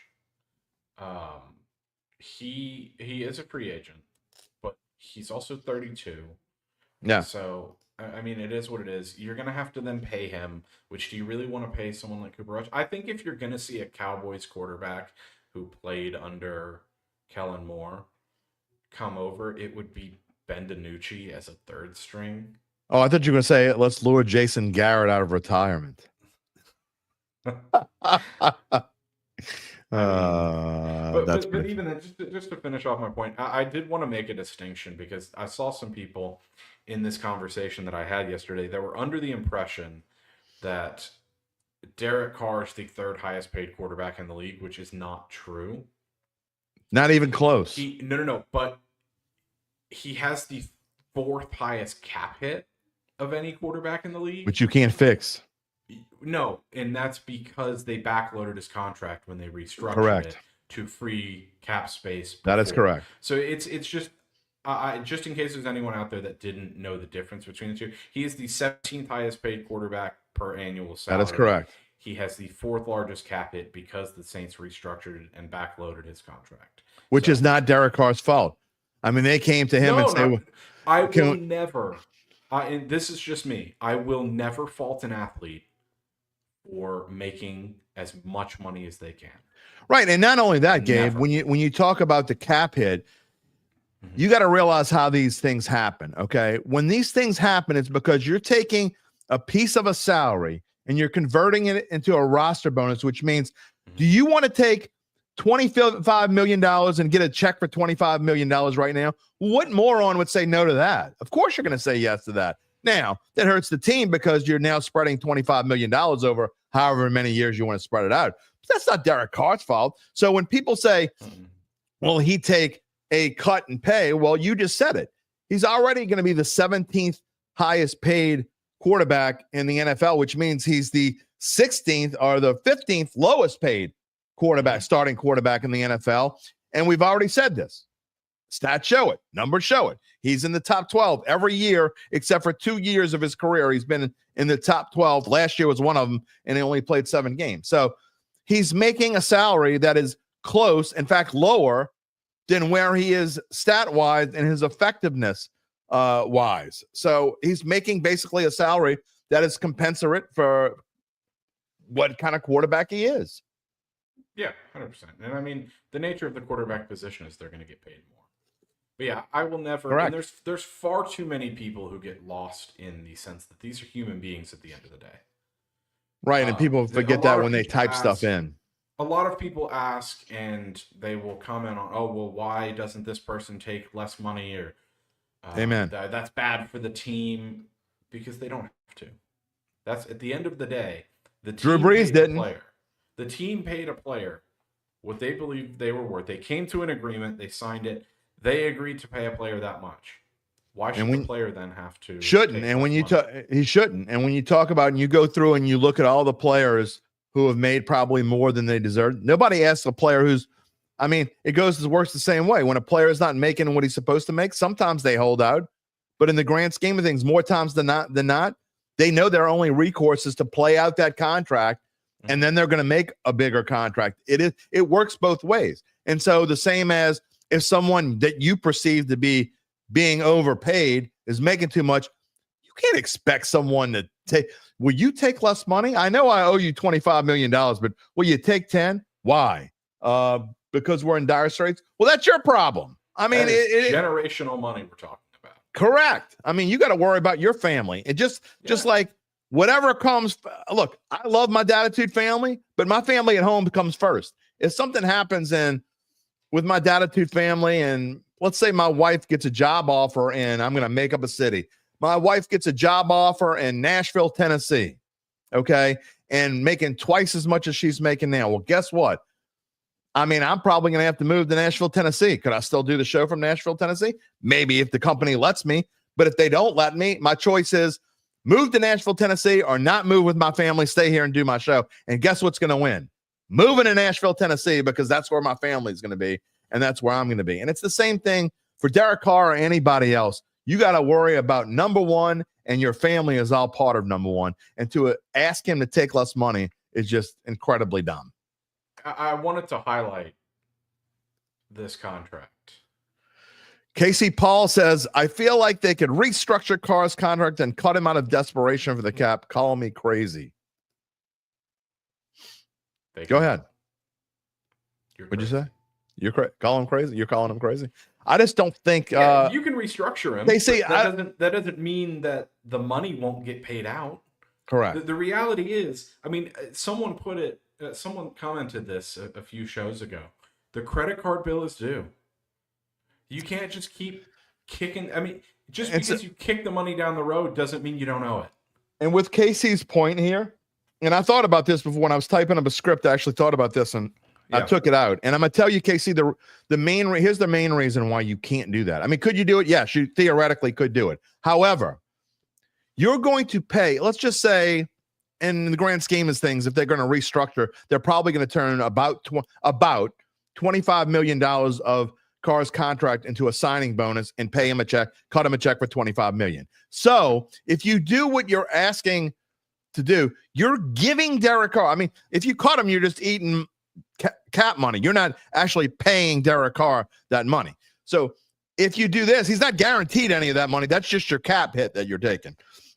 So now, as a franchise, if you do it that way, you're actually paying him. You're giving him money to let him go play for another team. It's not just a cap hit now. You can spread out that cap hit, but now you're actually paying the man $25 million to say goodbye. I'm not saying it's not possible, but it's not likely, and it's not realistic. And again, on this show, we talk about realistic, and I just don't think realistic. There you go. Talking Calvin, about realistic and not realistic. Calvin Hadley says, because of wins and losses, that should have been an incentive contract. The man messes up the moral on this team. Okay. He's no breeze. I want to touch on this. Okay, but real quick, no one, and I mean no one, were in the NFL, unless you're just like early year player, maybe playing on your second contract, which is hardly ever, is going to play on an incentive. No player is going to agree to an incentive-laden contract. So just because you think this is a good idea and the Saints say, you take this or else, he's going to say, okay, or else. All right, so that's not going to happen. Go ahead. So the Saints, before Derek Carr got to New Orleans, were 9-8 and 7-10 in the 2 seasons before that. I think it's safe to say the direction the Saints were headed was downward when he signed. Is that fair to say? I agree. Absolutely fair. Why in the hell would anyone, and not only is it a dumb premise overall, why would anyone, knowing that reality, then take a contract based on incentives of wins and losses for the team? Especially when you had no reason to come here in the first place. Exactly. And not only that,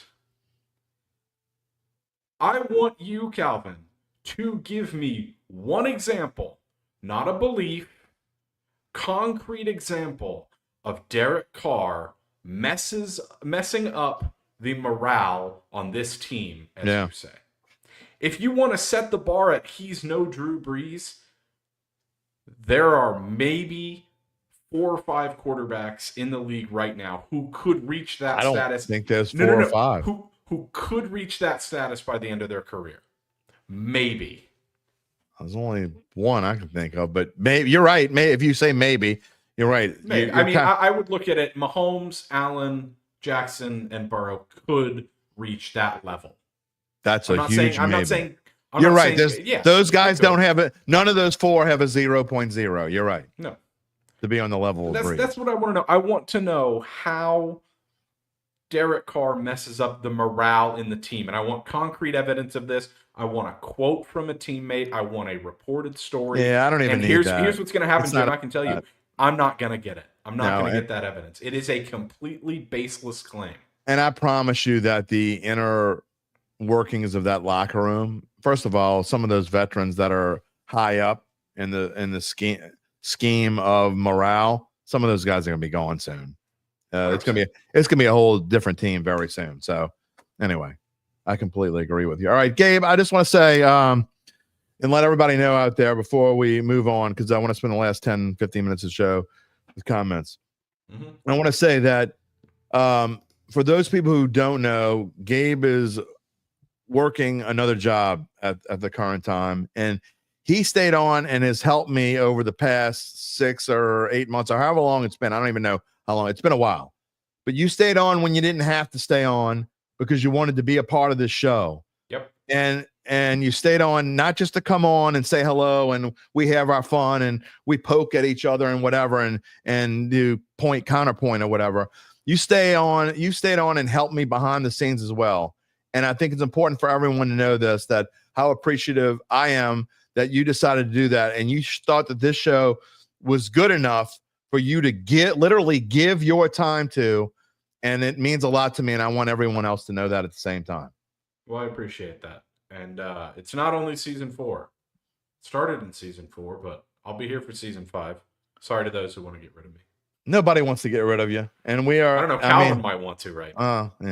We'll see. Calvin needs to go over to the YouTube page and be a part of the Dattitude family. But anyway, on this finale, I just thought it was a great time to tell you thank you and let you know how appreciative I am. Again, not for just the talks that we have and what you add to the show, but what you do behind the scenes and helping me when you didn't have to stay and you stayed anyway. No, of course, I'm happy to help, and I'm even more appreciative to be here. Well, we will see you probably before March 17th, which is when the season 5 premiere is. But when Derek Carr has, when there's an answer, we'll have an impromptu show, and you'll probably be here for it. I probably will be. All right. Well, we'll talk to you soon. And all right. I know it's not Mardi Gras in Houston, but happy Mardi Gras anyway. Oh, thank you. All right. Gabe Henderson, everyone. It is, it's sad. When I think about that, I'm serious. I get sad. I wish everyone could experience what we experience here. It is such, for those of you that, we actually have quite a few members of the Dattitude family who not only are not from New Orleans, don't live in New Orleans, but they're just Saints fans from other places. I know Christian somewhere back there is not, he's a converted Raiders fan, is a Saints fan now. There's lots of people back there. So anyway, Mardi Gras, it's a big deal to people like me. Again, a lot of people, Uncle Big Nick, he doesn't give a rat's patoot about Mardi Gras. He leaves a lot of times for Mardi Gras. A lot of people in New Orleans do. But for me, it is my favorite time of year, and it is why if you go back in time and look, you're going to have a hard time finding whether I did shows or writing stories or whatever, because I don't work a whole lot during Mardi Gras. It is my favorite time. Roy Steyer, a member of the Dattitude family, says happy Mardi Gras. Just jumping in on the show. Cheers to me and the wife on the great news. As a former cancer patient, I know both sides of that doctor visit, enjoying the show. Yeah. In case you've been in and out or just joining the show, I'll say it again because I'm not happy about it. We had a scare with my wife. It has been a rough 10 days or so, maybe a little longer than 10 days when she first had some issues in one of her breasts and found a lump and went to the doctor, and we had to wait about 5 or 6 days before we had a biopsy done. Had a biopsy done on Monday and got the news right before the show that it is not cancer, and she still may have to have surgery to have it removed. But the fact that she is cancer-free, it is a great day, and no one's going to bring me down in this season 4 finale of the Dattitude podcast. Brian Cavett says he appreciates Gabe. CC Broom, bravo, Gabe. Gary Bentley, don't bring me down, says let Derek Carr go. Mickey Apathy says Mickey said they feel like they got a quarterback they can win with, and Kellen Moore said the team feels fortunate to have Carr. Moore and Carr have met. Sounds like it went well, per Nick Underhill. Oh, now Nick Underhill's changing his tune. By the way, I like Nick Underhill. I poke and prod sometimes. And his partner, Mike Triplett, by the way, and I'll just throw this out there. I've been friends with Mike Triplett for a long time. We're both fellow Cubs fans. I love everybody over there. But sometimes, man, they change their tune a lot. I mean, now they're saying that everything went well. Yeah, you know why maybe they're saying everything went well? Because they're realizing that reality says Derek Carr staying. How many times do I have to say that when you realize you don't always need a report from behind the scenes? You just need common sense and reality. And look, I know I say some crap and I get loud and I do it. I am grounded in common sense. I'm grounded in reality. And that's what this show is. May not always be what you want to hear. It's not going to be sometimes. Look, I've been called Derry Downer many times. We had Dave DeCorbe on the show again, and not too long ago, while we were on Radio Row, he started the whole Derry Downer thing. But I'm positive about where this team is right now. I'm positive about what next year can bring. I think can be good as soon as next year. Am I saying this team is going to win the Super Bowl next year? No. But I do think that things can turn around in a hurry in the NFL if you have the right people. I'm not talking about Mickey Loomis. I think Mickey Loomis did his due diligence. I think the entire Saints administration did what they had to do. It may not look as great as you wanted it to look, but I think it looks fine. Before some people start to dismiss themselves, I'm going to ask one more time. Please, if you haven't already done so, go and subscribe to the Dattitude YouTube page. We are growing in numbers, okay? We have had a really good month. We've had a really great start to the year. I'll just tell you that so far this year, in the 2 months of this year, we have gone up. We have streamed to 2 fewer places than we streamed last year. Okay, we're really trying to build up the YouTube page. I know most people are still watching on Facebook, but YouTube's where we want to go. And we have already upped our average to almost 3,000 more viewers so far in these first 2 months of this year. Now, we've had a lot to talk about. 3,000 more viewers than we had last year. So we're doing well. And we hope you can stick with us. All right, Calvin says, Calvin lives in Michigan. We laugh at the moves the Saints have made. The Raiders didn't want Carr. We say what the Raiders didn't want Carr. That's what you're basing this on? He broke his hand jumping over players. Yeah, you know what? You want to go back to him breaking his hand, jumping over players, and you're laughing at that? You know why he broke his hand jumping over players? Because he was busting his ass trying to get his team to a victory against the Giants. Team was just playing like crap that day. They ended up winning the game. They got lucky to win that game. They went to the Meadowlands, and that dude ended his season diving over players, busting his ass for the New Orleans Saints and the New Orleans Saints fans. So you can put that any way you want to put it. You ain't bringing me down today.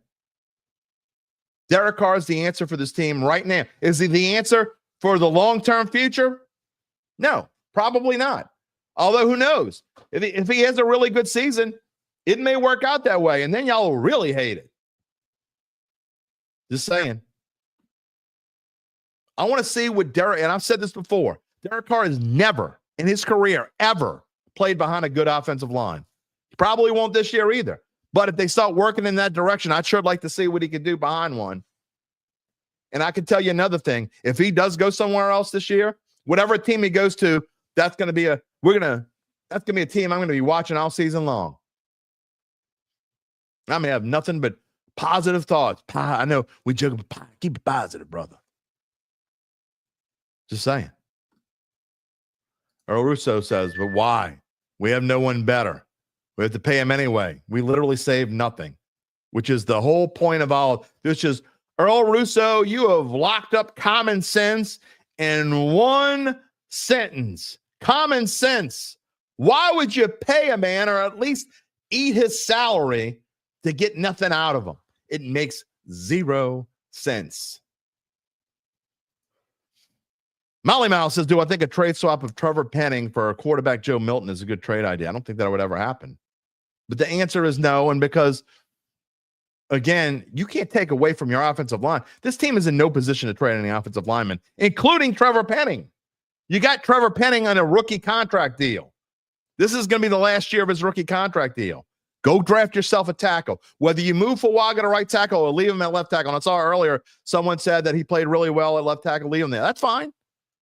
Draft someone else and make him a right tackle. I don't care.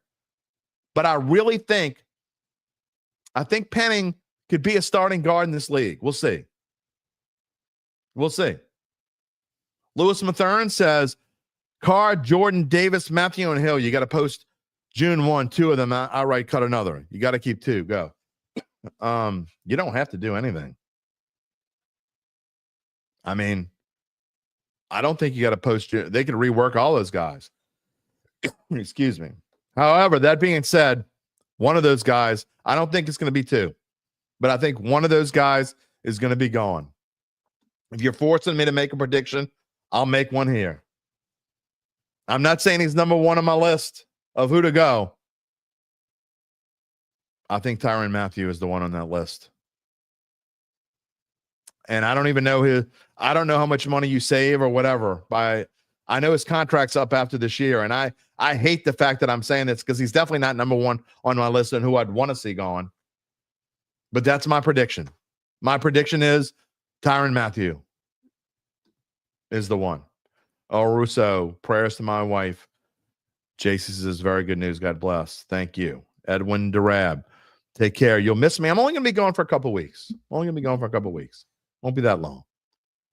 JC says I should have Nick Underhill on the pod. I don't know if Nick Underhill would come on the pod. I'll ask him. I have never asked him. We had Triplett on a few times, and it's a tricky situation So I don't know if Nick Underhill would come on, but if he wanted to come on, he's more than welcome. Nick Underhill is welcome on this show anytime he wants to come on.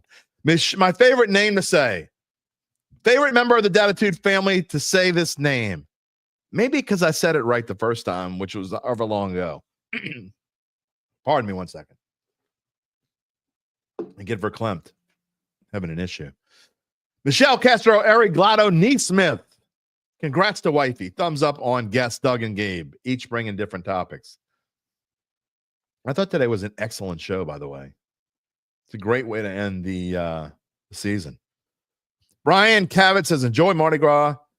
See me in a couple weeks. Have time off. Derek Branch. See, here's the thing. Again, I have nothing but mad respect for Nick Underhill. And I mean that sincerely. I'm just throwing that out there.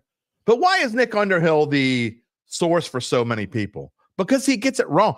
Remember earlier, and I'm not just talking about today, but Nick is one of those guys who has kind of been thrown out there. And I listen to that podcast often. I haven't had a chance to listen to it as much lately as I would like to, but I listen to it a lot. Why would Nick is one of the ones who's sort of been pushing. And again, remember I said because I think they're almost trying to force it into existence, force it into reality, maybe because they're tired of talking about it, maybe subconsciously, maybe because they're trying to get more viewers and they know the vast majority of Saints fans want Derek Carr gone. But Nick Underhill was telling me a week and a half ago that basically, what are the routes for Spencer Rattler to become the starting quarterback? And he didn't know if Derek Carr was going to be around. Now he's changing his tune. Why? Because reality's setting in, and there's almost no realistic way to get rid of Derek Carr. Just saying. JC wants to know, when is the great Mike Detillier coming on? Well, he was the first guest of season 4. Maybe he'll be the first guest of season 5. We will see. Curtis Spurlock says the surprise will be that Taysom Hill will be a post-June 1 cut. I have to go, and I can tell you one thing, and Gabe's got this on his list. One thing we're definitely going to do in the offseason is we're going to have a cap expert on, whether it's a Saints cap expert or just an NFL cap expert in general. That is going to be an entire show.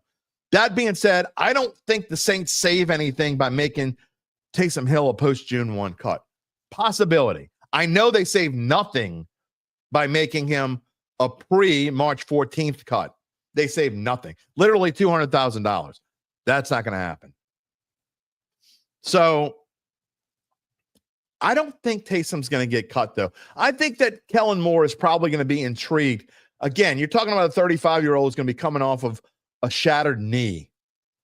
So maybe he will want to cut him. Maybe he won't. I don't know. This may be the last comment. By the way, if you want to get a comment in, I'm about to go off the air. So the last chance in season 4, again, except for our impromptu show that we will have. I don't know how, when, where, whatever. When a decision is made on Derek Carr, we are going to have an impromptu show, and I don't know when that's going to be. PBM is talking to Christian and says, Carr had a 7-game stretch between the end of last year and the first 2 games of this past season that may be ranked in the top 5 in NFL history. But some silly Saints fans think he's trash. And maybe a little over the top. I've been a Carr supporter. But with what you said, I think one thing that you can point out, and again, that's a small sample size of a long career. 9-game stretch. But again, if Derek Carr gets protection, he's not always going to get Look, Drew Brees got the best protection that anyone in this team has ever got. Now, he's one of the top 5 quarterbacks that's ever played this game, in my opinion. But there's also no question that Drew Brees always had a top 10 offensive line and usually, not always, had a top 5 line. The Chargers fans weren't upset when they let Drew Brees go, just saying. Now, he was only there for 4 years. Wasn't there for 8 or 9 years or whatever Carr was with the Raiders. But we've had many Raiders fans come on this show, Christian, one of them, but we've had many others. Christian's not the only one who's converted from a Raiders fan. We've had other Raiders fans come on the show and basically beg for Derek Carr back. Because what has happened to the Raiders since they got rid of Derek Carr? A whole lot of revolving trash at the quarterback position. Again, this isn't a show to – I'm not going to bash on Spencer Rattler today. I'm not even talking necessarily about Spencer Rattler. I'm just saying, Carr haters, be careful what you wish for. Because if you get rid of him, I think the road to being successful is a little bit longer. And when I say a little bit, I'm not talking about a couple months. I'm saying, because when you're old like me, a couple years is a little bit of time. I think you cut Carr and you're extending, and I get what you're doing salary-wise, but you're extending the line before you're really good again. I just don't think Kellen Moore wants to do that. I just don't think Kellen Moore wants to do that. A-Town going to the extravaganza. Hopefully you'll get to meet me in the Dome on Saturday. Gabe, glad to have you back for season 5. You have to start what really grinds my gears. Hey, I like that. What really grinds. Although that could be a whole show sometimes. A-Town, find me either on Twitter, X, whatever the hell you want to call it. Elon Musk's machine. Whatever the hell you want to call it. Or on Facebook, and get with me, and I'll tell you where I'm going to be in the extravaganza. I'll tell you what float I'm on. And that goes for anybody else. If you're going in Endymion, find a way to message me. I will message you back. I'm not going to say it out loud here on the show what float I'm on. But if you get in touch with me, I will let you know. Larry Gibson says, just embarrass Atlanta for him. Everything else will fall into place. Amen. I can't think of a better way to end season 4 than with that comment. That might be the comment of the season. Just embarrass Atlanta. Everything else will fall into place. Remember last year when we were ending season 3 and we were still talking about Dennis Allen's BS and how he ended? Forget about the quarterback position as I go off today. Let me just say this. As I go off today, think about this. I know 5-12 sucks. I know this was a horrible year to go through. But think about where this team is as we go into March 1st this year in 2025 compared to March 1st, 2024. March 1st, 2024 was the season 4 premiere. And we had Mike Detillier on the show. And we talked about maybe Clint Kubiak can make things better. But we were also talking about Dennis Allen was back. And it probably wasn't the right move. And if he can get the leaders on this team to believe, and they believed for a short time, and they got everybody else to believe, and what happened, it went straight downhill as soon as one thing went wrong. That's gone. No matter what you feel about Derek Carr and your personal feelings about Derek Carr, and if you like Spencer Rattler or someone else is out there, whatever your personal feelings are about the quarterback position, there is no question in my mind. But even with this horrendous salary cap situation, there is no doubt in my mind that this team is in a better place on March 1st, 2025 than they were on March 1st, 2024. You got a 36-year-old coach who's bringing this infusion of youth and new coaches into this building and a new philosophy and a new way to think. And like Doug Mouton said, all the things that he said and he's prepared for, he's already ahead of the game. He's been a successful offensive coordinator in this league for 6 seasons. There's only one way to go, in my opinion.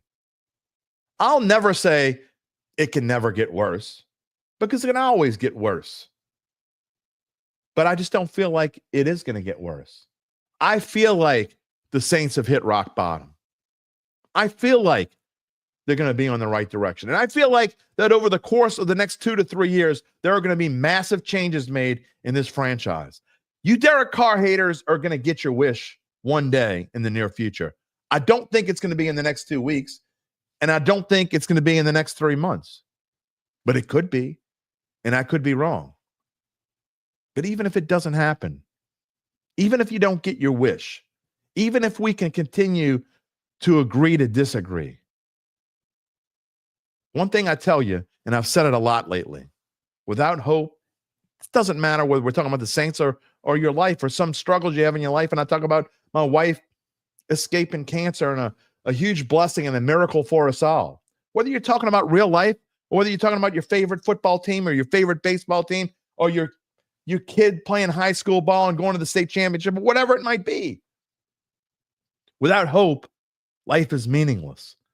And I just feel like for the first time in a long time, in many years, I feel like this team has hope, whether it's with Derek Carr or not with Derek Carr.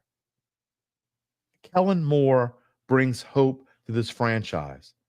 You could be down in the dumps and you could be negative and you can say, I think this team is going to stink for 3 or 4 years. I say, look at the other side. I say, look at the positive. Come on the hope train with me.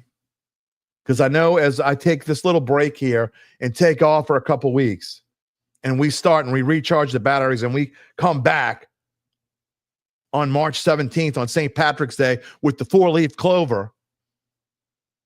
I'm not saying this just to say it. I'm not saying it. I never say anything just to try to get viewers to come back. I'm saying that I'm going to have hope for this coming season. Not just for I have more hope, obviously. I'm more hopeful, and I think the future is bright in the long term before the short term. But it doesn't mean that I'm not going to have hope for the short term, too, because I am. We're going to talk about the NFL draft when we come back. That's where we're going to focus a lot of our attention on. Of course, we're going to talk about whatever the decision was on Derek Carr and some of the other veterans. All of those things when we come back. We're going to start shifting our attention towards that. We're going to talk about LSU baseball. We're going to talk about LSU women's basketball. We're going to talk about March Madness. We're going to talk about a lot of things when we come back. But take these 2 weeks, no matter what podcast you listen to or watch. I know a lot of you will be sad that we're gone for a little bit, but we'll be back and it'll be even more fun than it's ever been because we are going to come up with some new segments. Maybe we will come up with a segment of what chaps my hide, but I also want to come up with a segment of what makes me happy too. Maybe we'll have both. I'll have point counterpoint with myself. Anyway, lots of things to look forward to. And I took this time and I'll talk to you guys. And I've thanked a lot of people today, including, of course, Nick Braden at Evangeline Securities. I've thanked Gabe for everything he's done behind the scenes. But I want to thank you as well.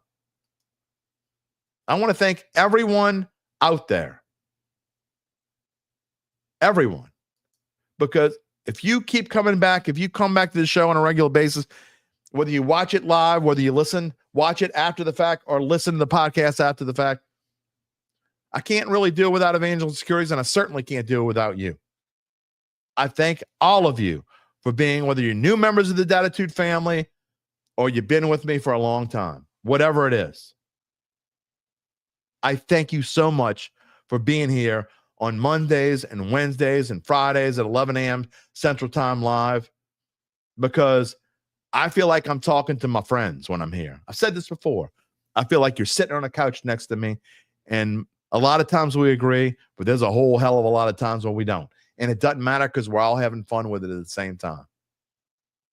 Doesn't matter. I can't see you. You can see me. I'm thankful to all of you. And I hope you come back. Again, we'll be back when we get the news about Derek Carr. We'll have a show. But the season 5 premiere coming up on Monday, March 17th. The 4-leaf clover will be on the screen because we're going to have good luck in season 5 of the show. And good luck maybe with the New Orleans Saints.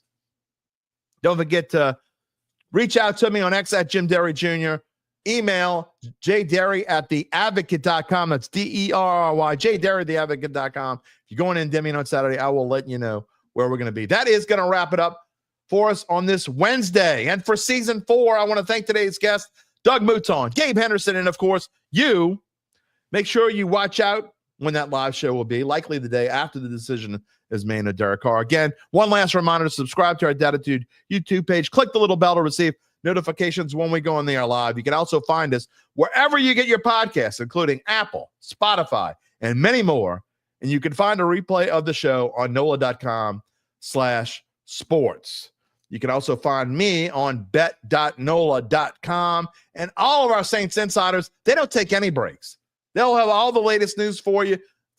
Make sure you keep up with them. You can find the podcast there as well. NOLA.com/Saints. You want to keep up with them. They will have all the latest news. You can find all of our beat writers on X as well. Jeff Duncan, Matthew Paris, Luke Johnson, Rod Walker, Zach Ewing, Saints editor, and me, Jim Derry, Everyone have a fantastic Mardi Gras.